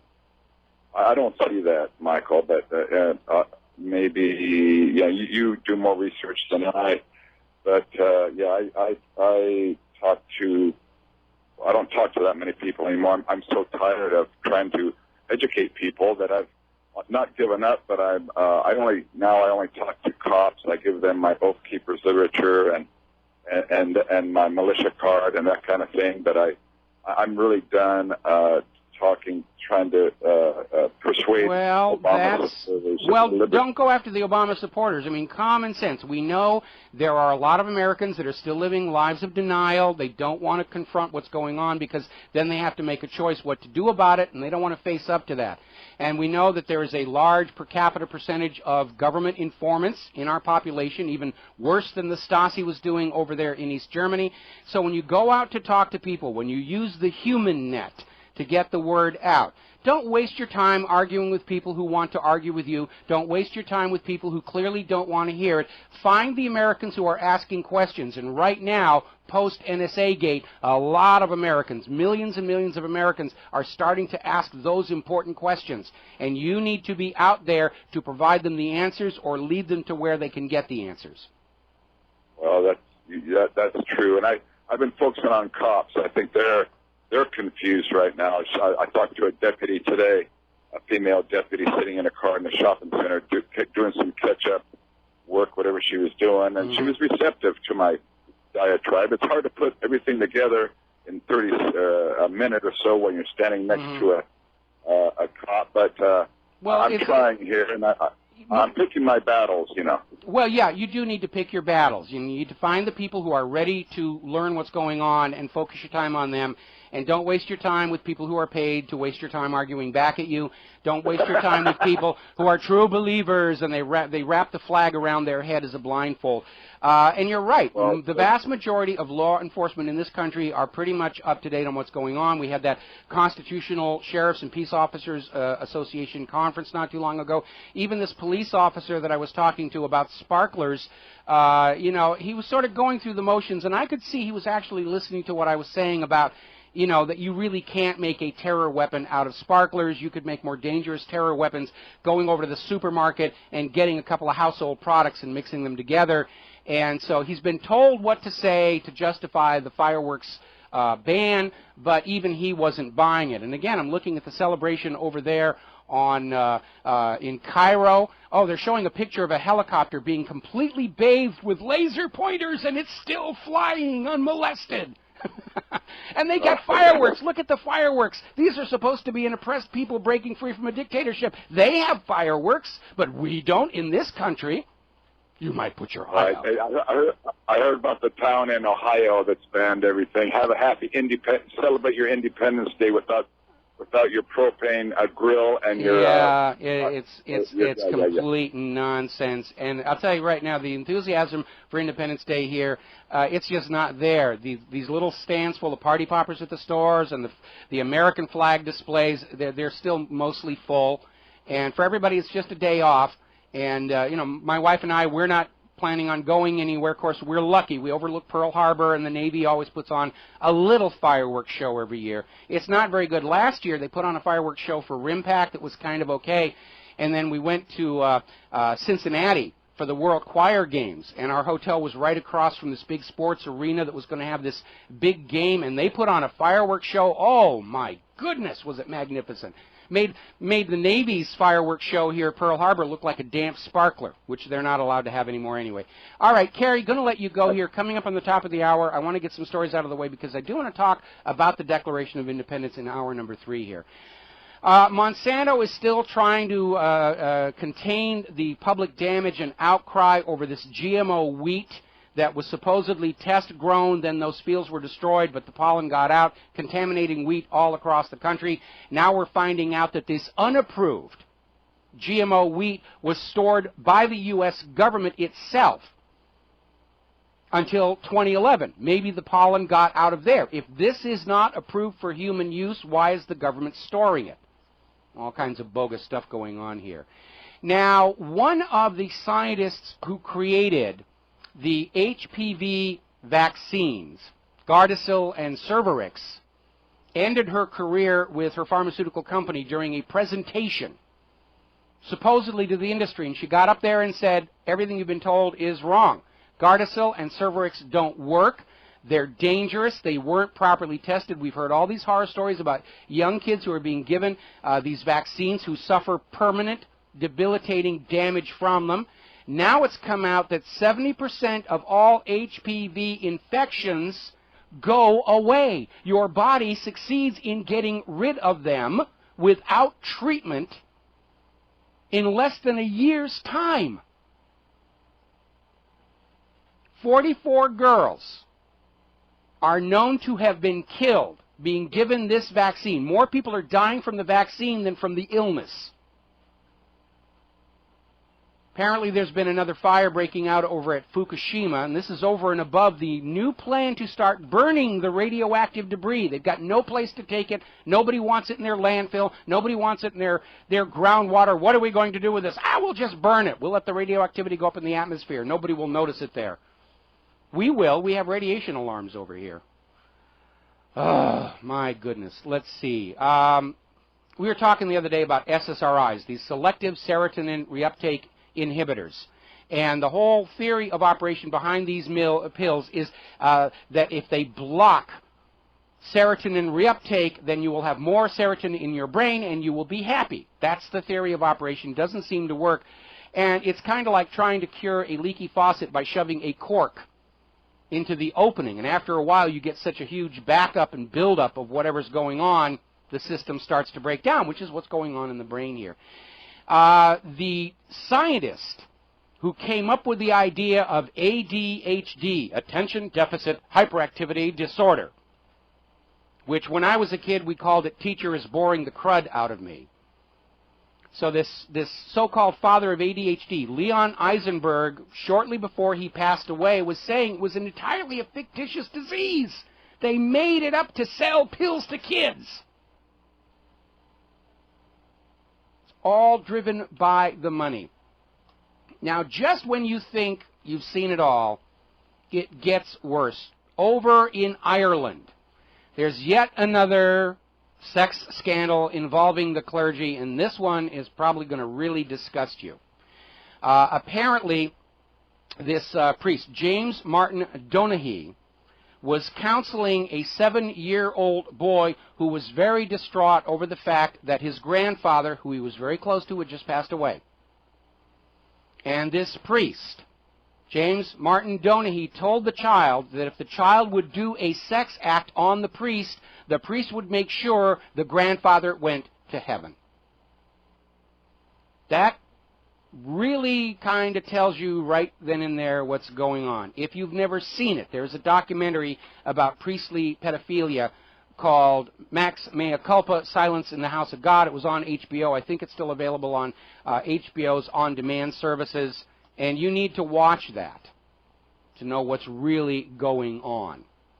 Over in New York City, there's been another case where this major rabbi is saying that he, too, was covering up sex abuse by the rabbis who were under him and just said, go away quietly, go someplace else, be a rabbi someplace else. So it's not just the Catholics who are doing it.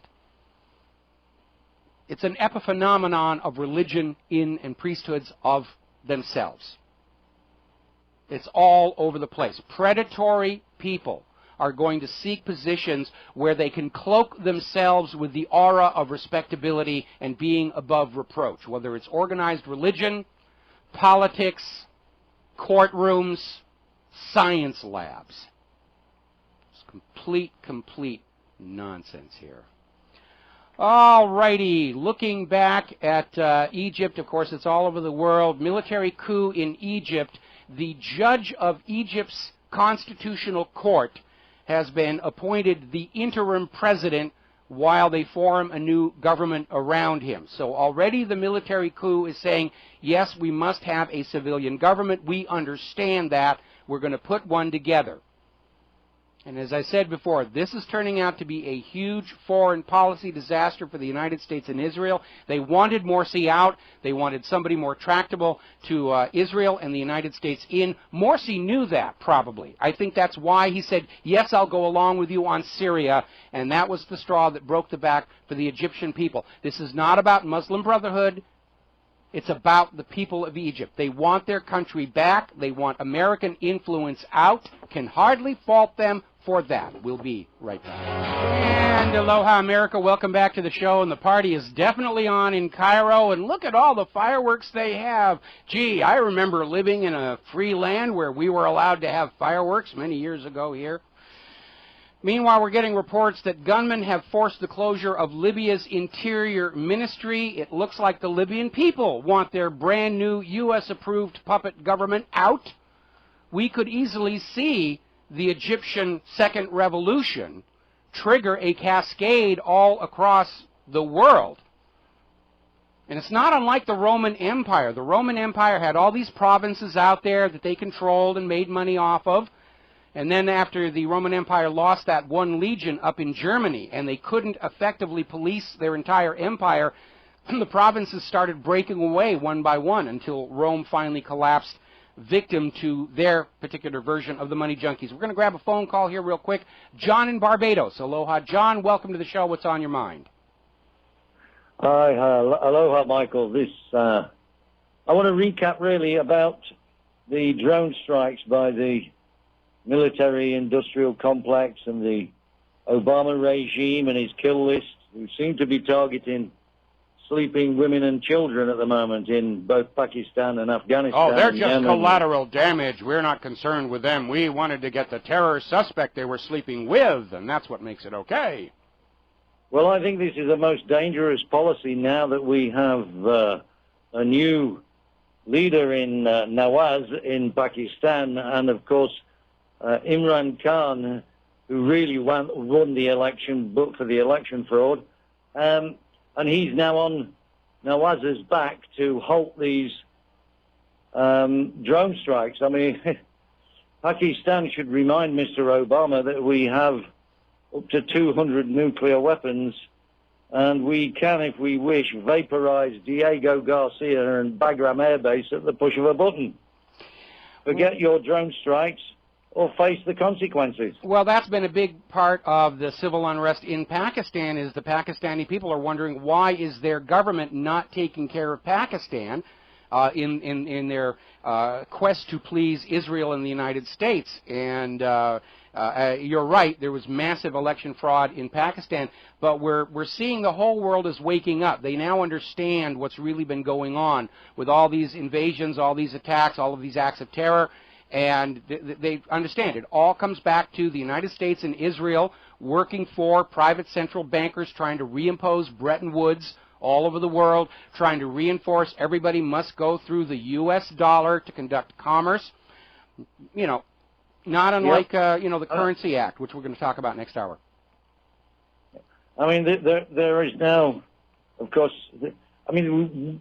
the U.S. government and the West in general keep calling the Taliban the insurgents and the terrorists. Well, from my perspective, these are just an irregular guerrilla army fighting an illegal occupation of a sovereign country. Well, in Afghanistan, the Taliban was the government. They're a government in exile. We got to take a break for station identification. We'll be right back. And aloha, America. Welcome back to the show here. And this hour, I want to start off talking about the Declaration of Independence. Tomorrow's July 4th, Independence Day, the anniversary of the day the Declaration was signed. Now, longtime listeners and readers know I have a family connection with the Declaration of Independence. And one of my ancestors on my mother's father's side, Dr. Josiah Bartlett, signed the Declaration of Independence. In fact, he was the first man to sign the Declaration of Independence. And it's not a particularly special honor. It is simply that the Declaration was signed in the order of the colonies from north to south, New Hampshire being the northernmost.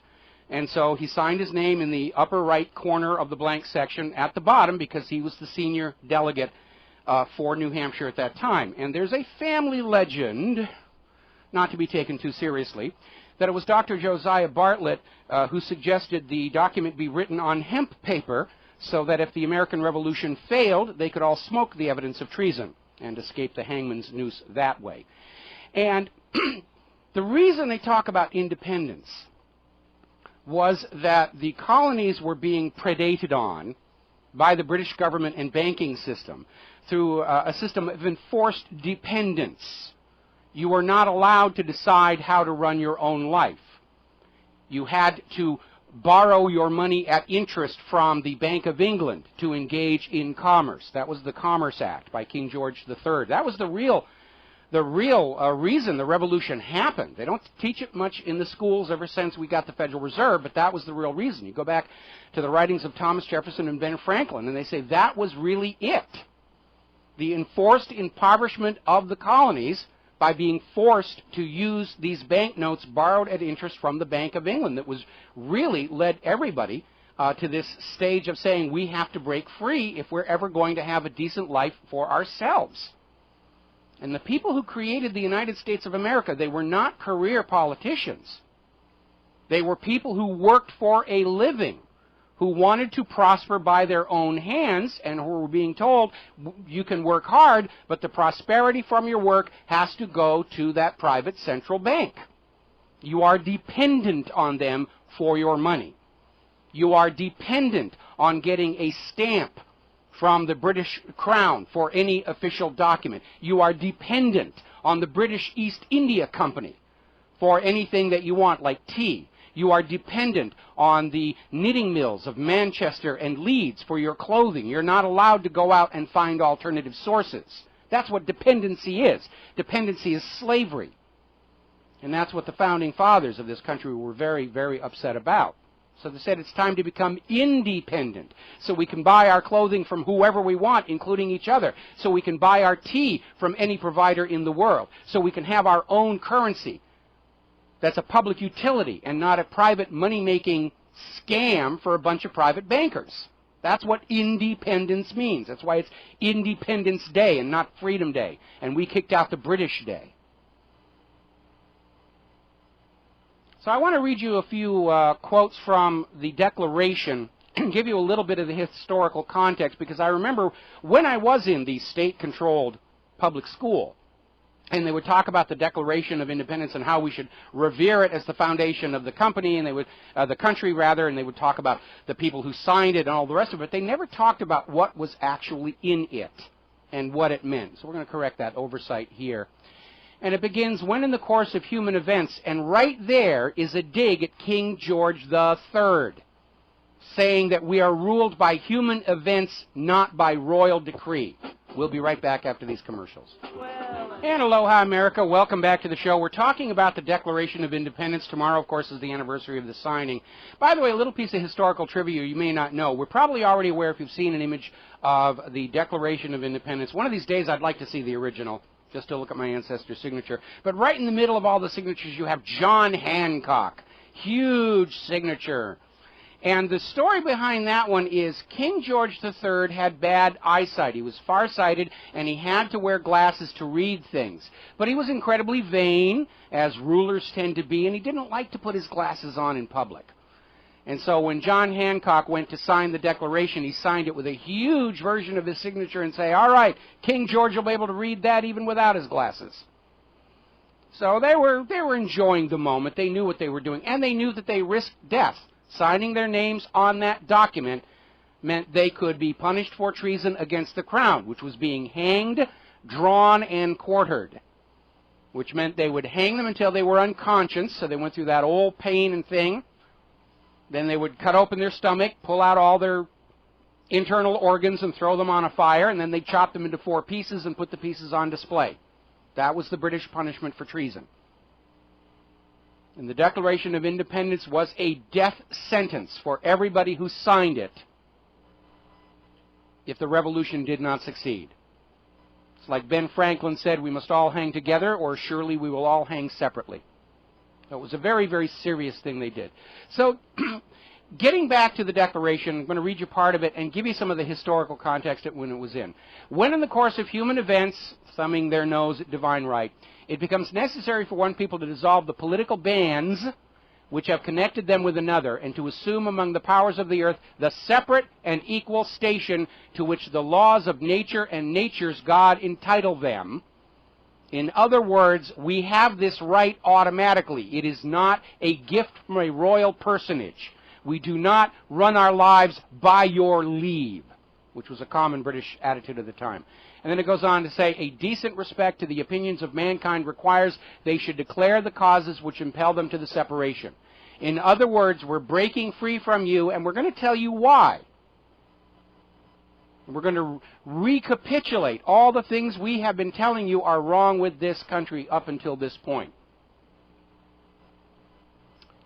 And it goes on to say, we hold these truths to be self-evident, that all men are created equal, that they're endowed by their Creator with certain unalienable rights, meaning never to be separated from. That's what the word unalienable means.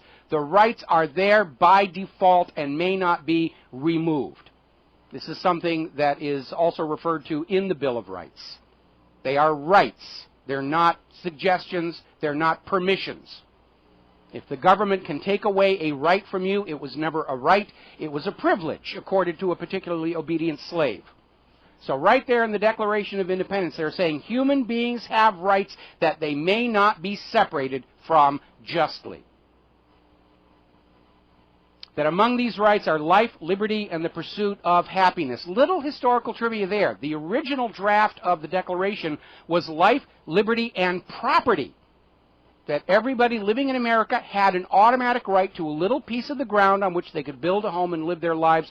But even back then, the money junkies were already trying to steer the new nation along a certain direction, and property, a right to property, was taken out and replaced with this pursuit of happiness, which if you really think about it doesn't really make a whole heck of a lot of sense. But they didn't have word processing back there, and they literally had to take a new piece of parchment, put it over property, and write something on there to explain away the blank space. And that's how pursuit of happiness got in there.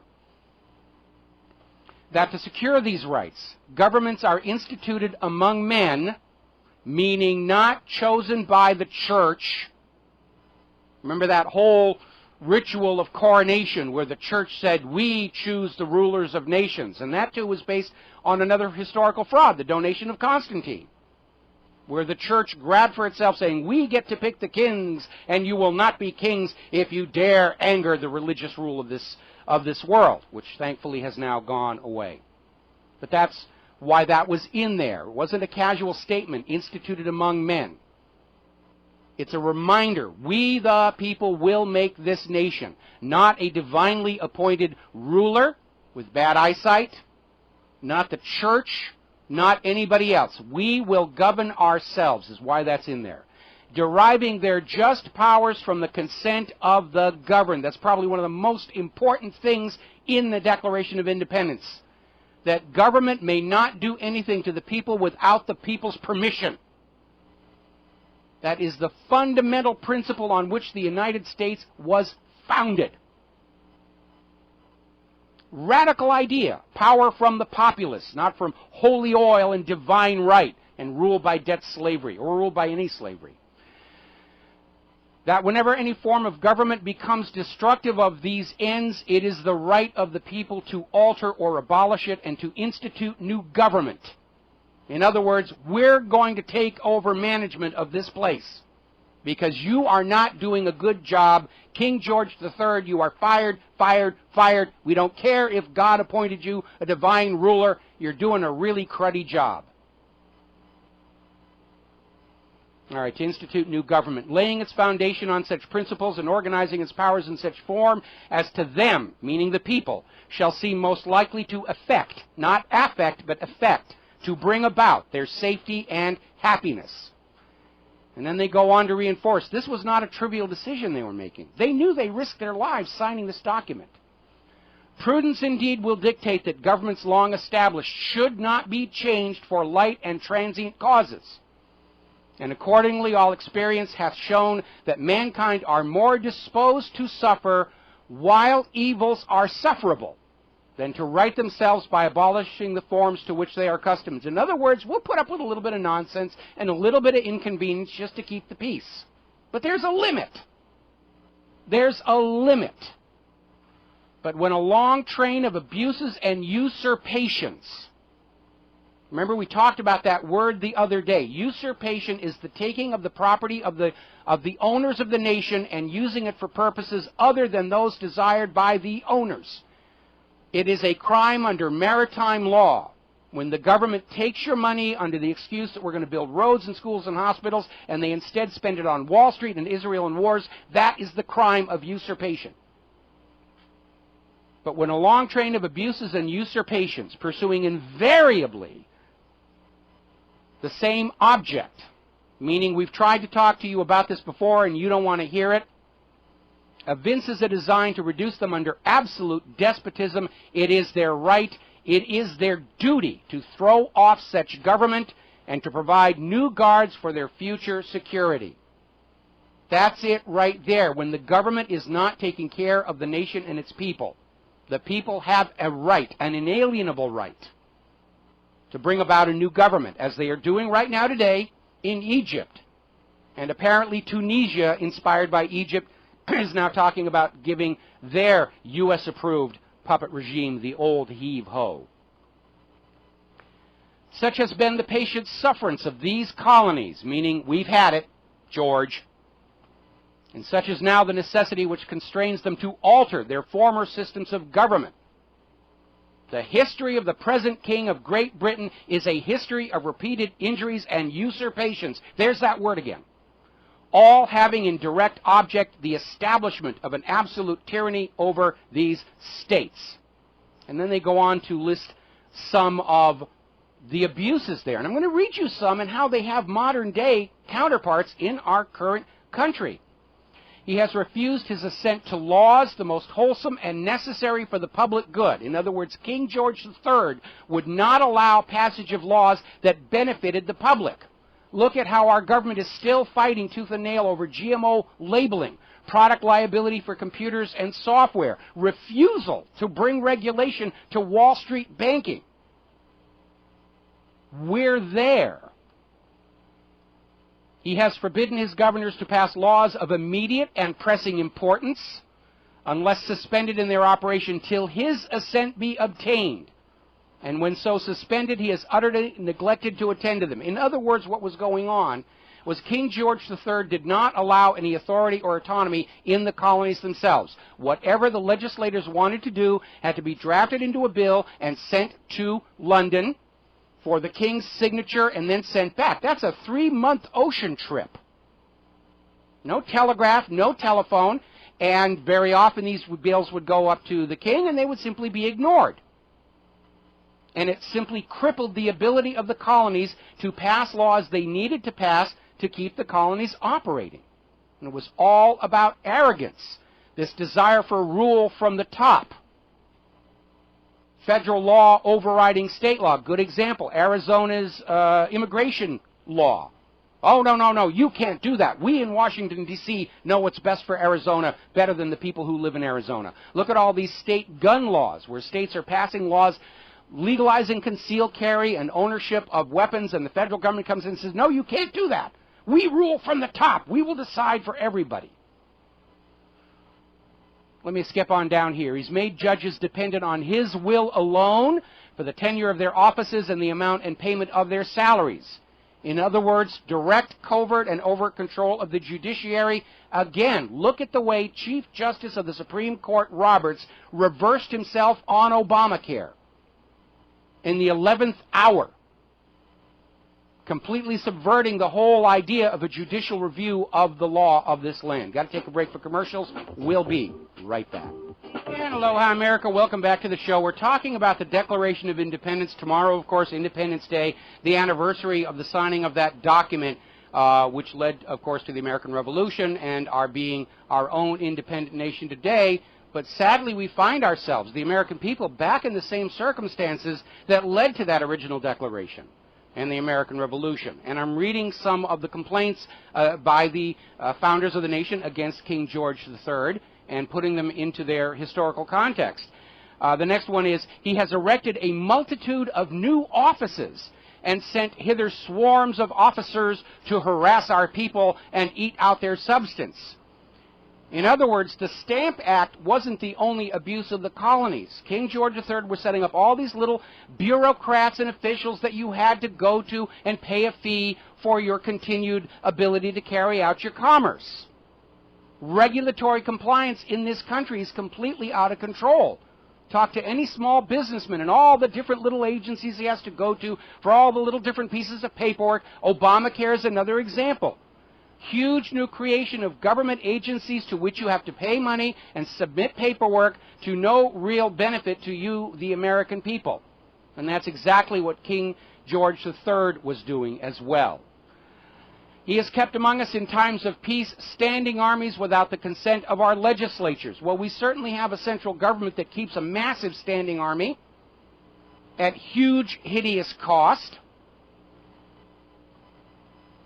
He has combined with others to subject us to a jurisdiction foreign to our Constitution and unacknowledged by our laws, giving his assent to their acts of pretended legislation.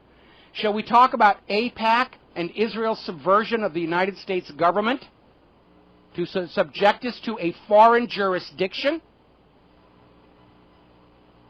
for quartering large bodies of armed troops among us?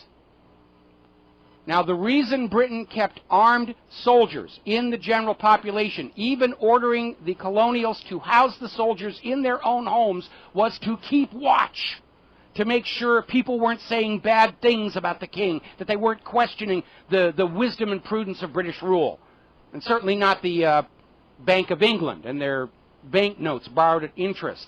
Well, that's what the government is doing us today with this NSA spying. They don't need to have troops quartered in our homes. They've got our laptops, they've got our cell phones, they've got our tablets, they've got our desktop computers. It's the same object, though, to keep watch on people, to discourage them from speaking out against the abuses of those in power. And how about, the TSA, the crotch grabbers, trying to keep us scared? Department of Homeland Security, the Bureau of Alcohol, Tobacco, and Firearms. They're armed troops among us. They've been buying guns and hollow point bullets to keep us in our place, to discourage us from standing up against the money junkies here. And here's one that is really quite germane to today. For protecting them by a mock trial from punishment for any murders which they should commit on the inhabitants of these states. How many times recently have we seen the police and FBI murder Americans in cold blood and then are allowed to walk free with somebody saying, oh, it's in compliance with department policy? Or the FBI killed that kid down in Florida. They're not going to be arrested. They're not going to be punished.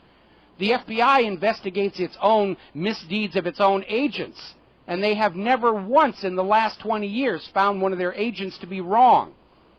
Oh, he attacked us with a pill bottle. We had to shoot him 7 times.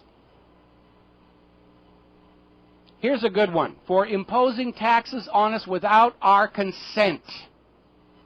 Folks, go out and check it for yourself. The 16th Amendment authorizing the income tax was never actually ratified. It's one of the biggest of the big lies this government told you to get your money to give to the private central bankers, who are themselves unconstitutional. The Constitution vests money creation authority with the government of the United States of America, does not explicitly authorize the delegation of that money creation authority. To do so should have required a constitutional amendment, but Congress passes a bill over Christmas break 1913. Done deal. This is the new reality. For depriving us in many cases of the benefits of trial by jury, and we have seen more and more the courts deny trial by jury for lesser crimes. You go before the judge says, I'm in a bad mood today, you're guilty, 30 days. For taking away our charters, abolishing our most valuable laws, and altering fundamentally the forms of our governments. We have that today in the continued erosion of states' rights and the imposition of a central federal authority that was never intended by the drafters of the Declaration or the drafters of the Constitution. The states and communities were supposed to have the authority. The federal government acted merely as an arbitrator among the several states. For suspending our own legislatures and declaring themselves invested with power to legislate for us in all cases whatsoever. Remember how the federal government shut down Arizona's immigration law. We'll be right back. And aloha, America. Welcome back to the show today. We're talking about the Declaration of Independence. We're talking about the reasons why the Founding Fathers took it upon themselves to break free of their government, to lead their own lives, to be independent of a system that survived by dependency and economic slavery. We're going through the reasons. I got one more I want to read to you. He has excited domestic insurrections among us and has endeavored to bring on the inhabitants of our frontiers, the merciless savages whose known rule of warfare is an undistinguished destruction of all ages, sexes, and conditions. Now, I know a lot of people are very upset over the phrase, the merciless Indian savages. That was the common sentiment at the time, and they were at war. And yes, the King of England had incited the Indians to come into the colonies to cause trouble, to keep the American colonies dealing with the Indians and not able to stand up against British rule. And now we see the U.S. government with a track record, going back to at least the 1960s, trying to divide Americans against each other. COINTELPRO, the Black Panther coloring book, the Rodney King trial, the Zimmerman trial, to keep us fighting amongst ourselves and not standing up and saying we desire independence. And the final part of the Declaration that I want to read to you, after which we'll reopen the phone lines because I know people wanted to call. In every stage of these oppressions, we have petitioned for redress in the most humble terms. Our repeated petitions have been answered only by repeated injury. A prince whose character is thus marked by every act which may define a tyrant is unfit to be the ruler of a free people. And that really says it all, both in 1776 and 2013. When the people of a nation repeatedly plead with the government to take care of this nation, to use the taxes collected from we the people to take care of we the people, only repeatedly to be told that we must give more money to Israel, we must give more money to Wall Street, we must spend more money on wars of conquest. We have reached, for all intents and purposes, that same condition that our ancestors did back in 1776. A government that is no more interested in the welfare of the people beyond their wallets. We're there. We are definitely there. All right, phone lines are open, 800-313-9443, 800-313-9443. Dan the man is sitting in the control room, twiddling the dials, ready to answer the phone when you call on in. All righty, now apparently the president of Bolivia, after a 12-hour delay, has finally been allowed to leave Austria after being treated like a wanted criminal. His plane diverted, forced to land in Austria when France and Portugal said, you can't fly into our borders, you may have that evil Edward Snowden on board. This is a huge diplomatic slap in the face. Apparently, all across South America, those governments are just screaming at the arrogance of the United States to do this. By the way, somebody published what purports to be an audio file from the aircraft itself in which the flight crew is saying that their instruments are starting to act funny and they don't know how much fuel they have left. Now, we know remote control of aircraft has been a reality for quite a long time. Remember Dov Zakheim? He was comptroller of the Pentagon when 9/11 happened, when that $3 trillion went missing. Before he was appointed comptroller of the Pentagon by George Bush, he ran a company that made remote control systems for aircraft. Are they hacking aircraft along with cars and our phones and our computers? Yeah, why not? Can't rule it out. But it's a huge, huge, huge diplomatic stink. Now, getting on back to FBI gate. I'm sorry, IRS gate. I'm losing count. There are so many gates. I need a scorecard. We'll put them up on the whiteboard here or something. Lois Lerner is now saying that she will agree to testify about the IRS targeting of conservative groups in exchange for immunity. She was trying to take the Fifth Amendment. Congress was arguing that since she'd already voluntarily given them a written statement, that represented a waiving of her Fifth Amendment right. The U.S. Supreme Court's latest interpretation is that you must invoke your Fifth Amendment right at the very start explicitly, or it no longer applies. I disagree with the Supreme Court on that. I think at any point where you're being talked to, because they could come up and talk to you about the weather and, you know, the color of your car, and you feel like talking, and then they say, all right, we want to talk to you about this crime, and you evoke your Fifth Amendment at that point, and they say, oh, no, you were already talking to us, you can't do it now. Dangerous, dangerous precedent. But Lois Lerner is now saying she will go public. She will testify. She'll blow the whistle if she's granted immunity. I think Congress is probably going to do that, and they should, because Lois Lerner is an underling.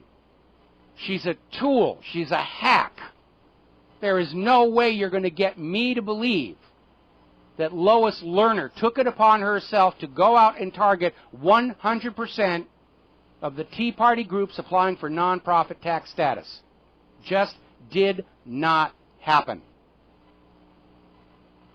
Now, following up on that story down in Argentina, and this all goes back to the bombing of that Jewish community center in 1994, which was blamed on Iran. And Israel said, oh, Iran did it. Iran did it. We've got to hate Iran. We've got to hate Iran. And then a few months ago, Iran and the government of Argentina said, you know, we really kind of would like to look into this ourselves. And immediately Israel screaming, oh, you're anti-Semites. You can't do this. Don't you dare investigate this bombing that took place in your own country. We will tell you who the bad guys are. And from the sheer fury of their reaction, it was obvious they had something to hide. And now apparently the government of Argentina has said this former interior minister of the Argentinian government, who was their equivalent of an Israel firster, did bankroll the bombing of the Jewish center in order to create another false flag to blame on Iran, to trick the rest of the world into saying, Israel, good, poor victims, good, and Iran, bad. And it was another lie in an age of lies, especially here in the United States. We, the people of America, people of the United States, we are the most lied to people on the face of this earth. It's not a question of where did the government lie. They lie all the time. About 9/11, Gulf of Tonkin, Havana Harbor, the health of the economy, 9/11, TWA 800. That's all they know how to do, rule by lies and deception. And it's starting to fall apart. All righty, my goodness. Still following up on Morsi is now out of power in Egypt. The Chief Justice of their constitutional court is the interim president.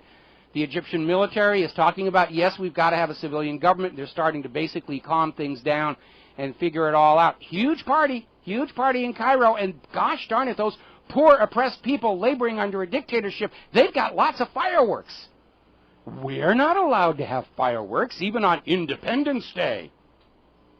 Yes, you'll celebrate your freedom with a little tiny party popper, because that's all the government trusts us with. Oh, my goodness. The Federal Reserve has now delayed the implementation of a derivatives swaps rule aimed at Goldman Sachs. They said Goldman Sachs has to get out of their derivatives business. As bad as the exposure is, $90 trillion in credit default swaps against Europe's debt. Wall Street still sells them against anything around the world. And it's spiraling out of control. And the Federal Reserve told Goldman Sachs, you've got to get out of this.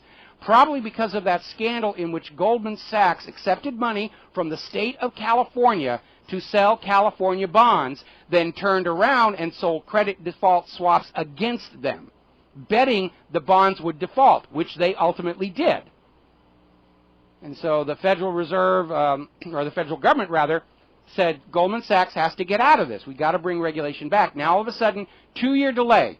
Yes, you, Goldman Sachs, can go on selling these things for another 2 years. We'll get around to you eventually. Now, speaking of delays, remember we were talking about earlier in the show how the Obama administration has now delayed a key aspect of Obamacare for an additional year. It was supposed to start in 2014, now in 2015. It's being viewed as a political stumble, an admission they can't really make this plan work. They didn't think it all the way through. It was all about more of your money going to the health insurance companies and the healthcare industry, who are all big campaign supporters of Obama and the Democrats. But it can't actually work out, and they're delaying it. And so now Congress is once again saying, we're going to pass a bill to outlaw Obamacare. We know Obama will veto it, and that will only increase the political fury against him. Eurozone unemployment has hit a fresh high. Apparently Japan has now officially given up on being able to clean up Fukushima. They're just let it sit there. It'll be a tourist attraction. We'll bring tourists by in lead-shielded boats and let them look at the ruins. We'll make lots of money off of that, I guess. Little reminder why we should be concerned about a false flag terror attack tomorrow on top of that kneecap aerial command post flying over Austin. The Los Angeles Police Department is conducting a major drill called Operation Independence, training for a terror attack on Independence Day in Los Angeles under the cover of the 4th of July. A little reminder, the United States Postal Service is logging all of your mail for law enforcement and the NSA. They're still not allowed to open those envelopes and look inside, although there are chemical sprays they can spray on them to peek inside that evaporate and leave the envelope unmolested. But we've already got members of Congress saying that the NSA spying on your phones and computers isn't enough. We need to read everybody's email to protect us all from the terrorists and blah, blah, blah, blah, blah, blah. But right now, today, if you take a letter, you put a stamp on it, you put it in the mailbox, at every stage in the postal delivery chain, a digital image is taken of it, stored on a database. So they can come back and say, who mailed that horrible letter to blah, blah, blah, blah. Complete, total paranoia in the halls of power. Oh, let's see. The top Egyptian military commander, Morsi, ousted as president here. Concerns being raised over at Lone Star Watchdog that the NSA, on top of all the other data they're collecting, is that they are instituting their own national gun registry of anybody who owns any kind of a firearm. So there's a gun grab coming down there. More government snooping here and there. Now, interesting little article that came out of RINF.com. We know that Monsanto is pushing GMO as the solution to world hunger, and it's better, and you should accept it, and if your liver gives out on you, it's a small price to pay for progress. But as you know, a lot of countries have banned GMO, and a comparison of the productivity of their non-GMO natural crops is showing they are producing more food than these GMO versions. The yields are lower from the GMO crops. They're far less drought resistant, so these crops are more easy to be damaged by an absence of water. And we know that the irrigation system in the American West has been allowed to deteriorate along with the rest of the nation. Remember what happened in India when the farmers were ordered to use the genetically modified cotton, and they had a slight drought which would not have affected the natural cotton plants but killed off the GMO cotton.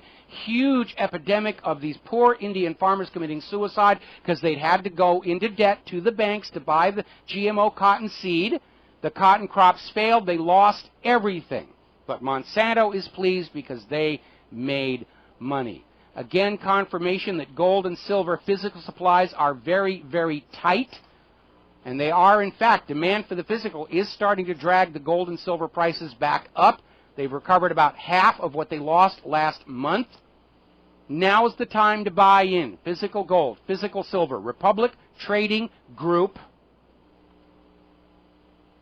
And the proceeds from those purchases do help fund Republic Broadcasting. And we need your help. We don't get money from shadowy non-governmental organizations. We don't get big bucks advertising from major U.S. corporations because they don't like what we're saying.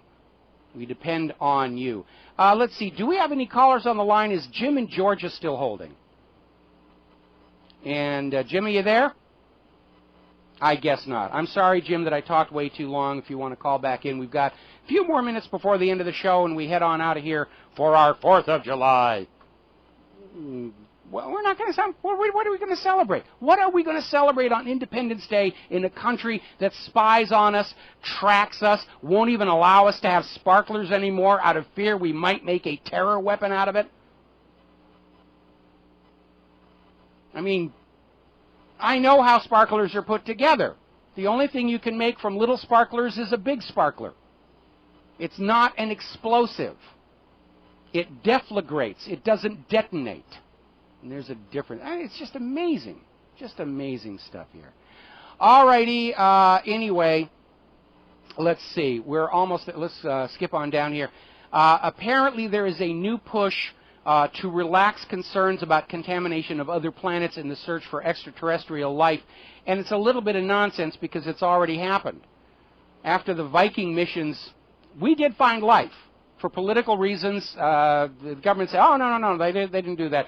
Ever since then, all of the Mars probes and rovers have not been sterilized to the same stringent standards we used on Viking. So it's kind of like a done deal. And they're still out there trying to say, is there life out there? Yeah, there is. I think the reason the government doesn't want to acknowledge that Viking and now Curiosity have detected evidence of indigenous life on Mars is they understand it would be a socially transformative event.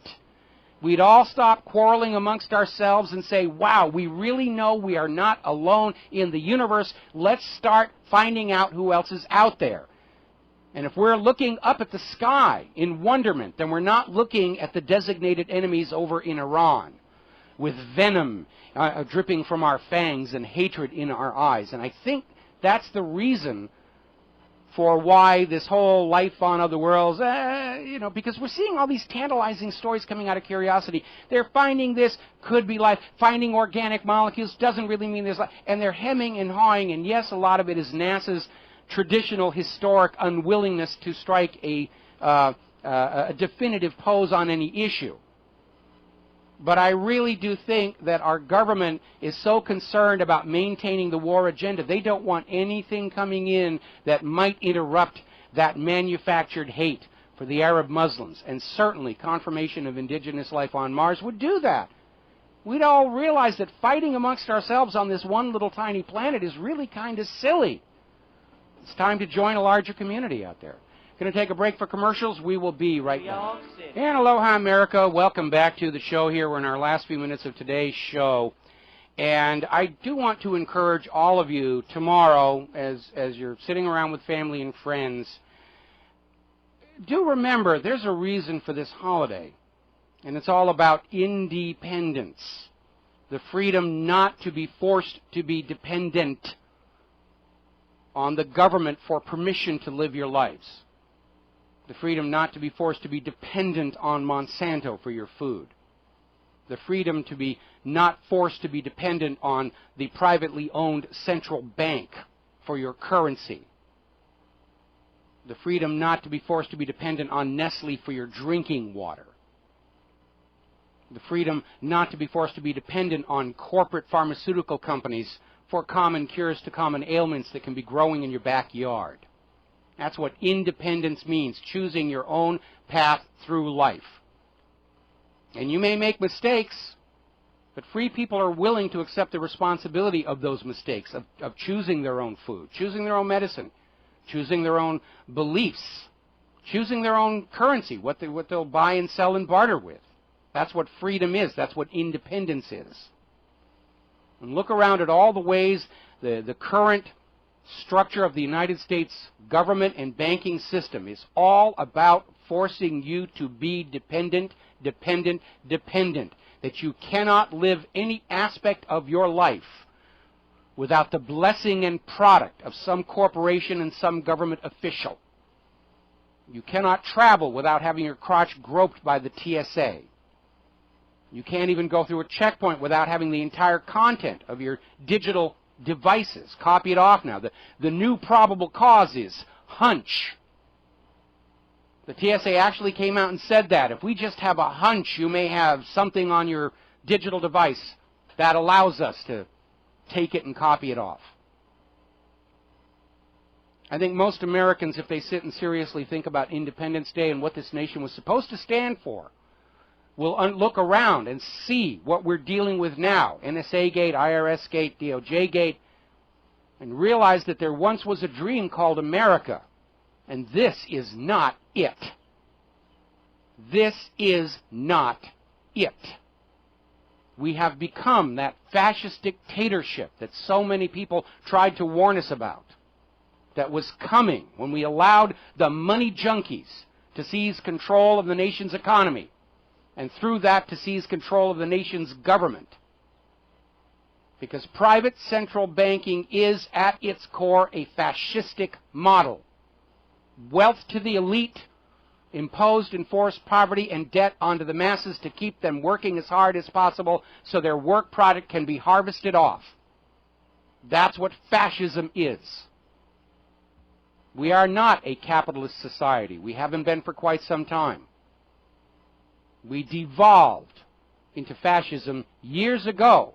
We saw the signs back in the 1980s, and we're there today. So, happy Independence Day, happy July 4th. If you're in an area where you're still allowed to have fireworks, shoot off a few sparklers for me. We'll be back on Friday, live show, here on the Republic Broadcasting Network. Have a good 4th of July, and aloha, America.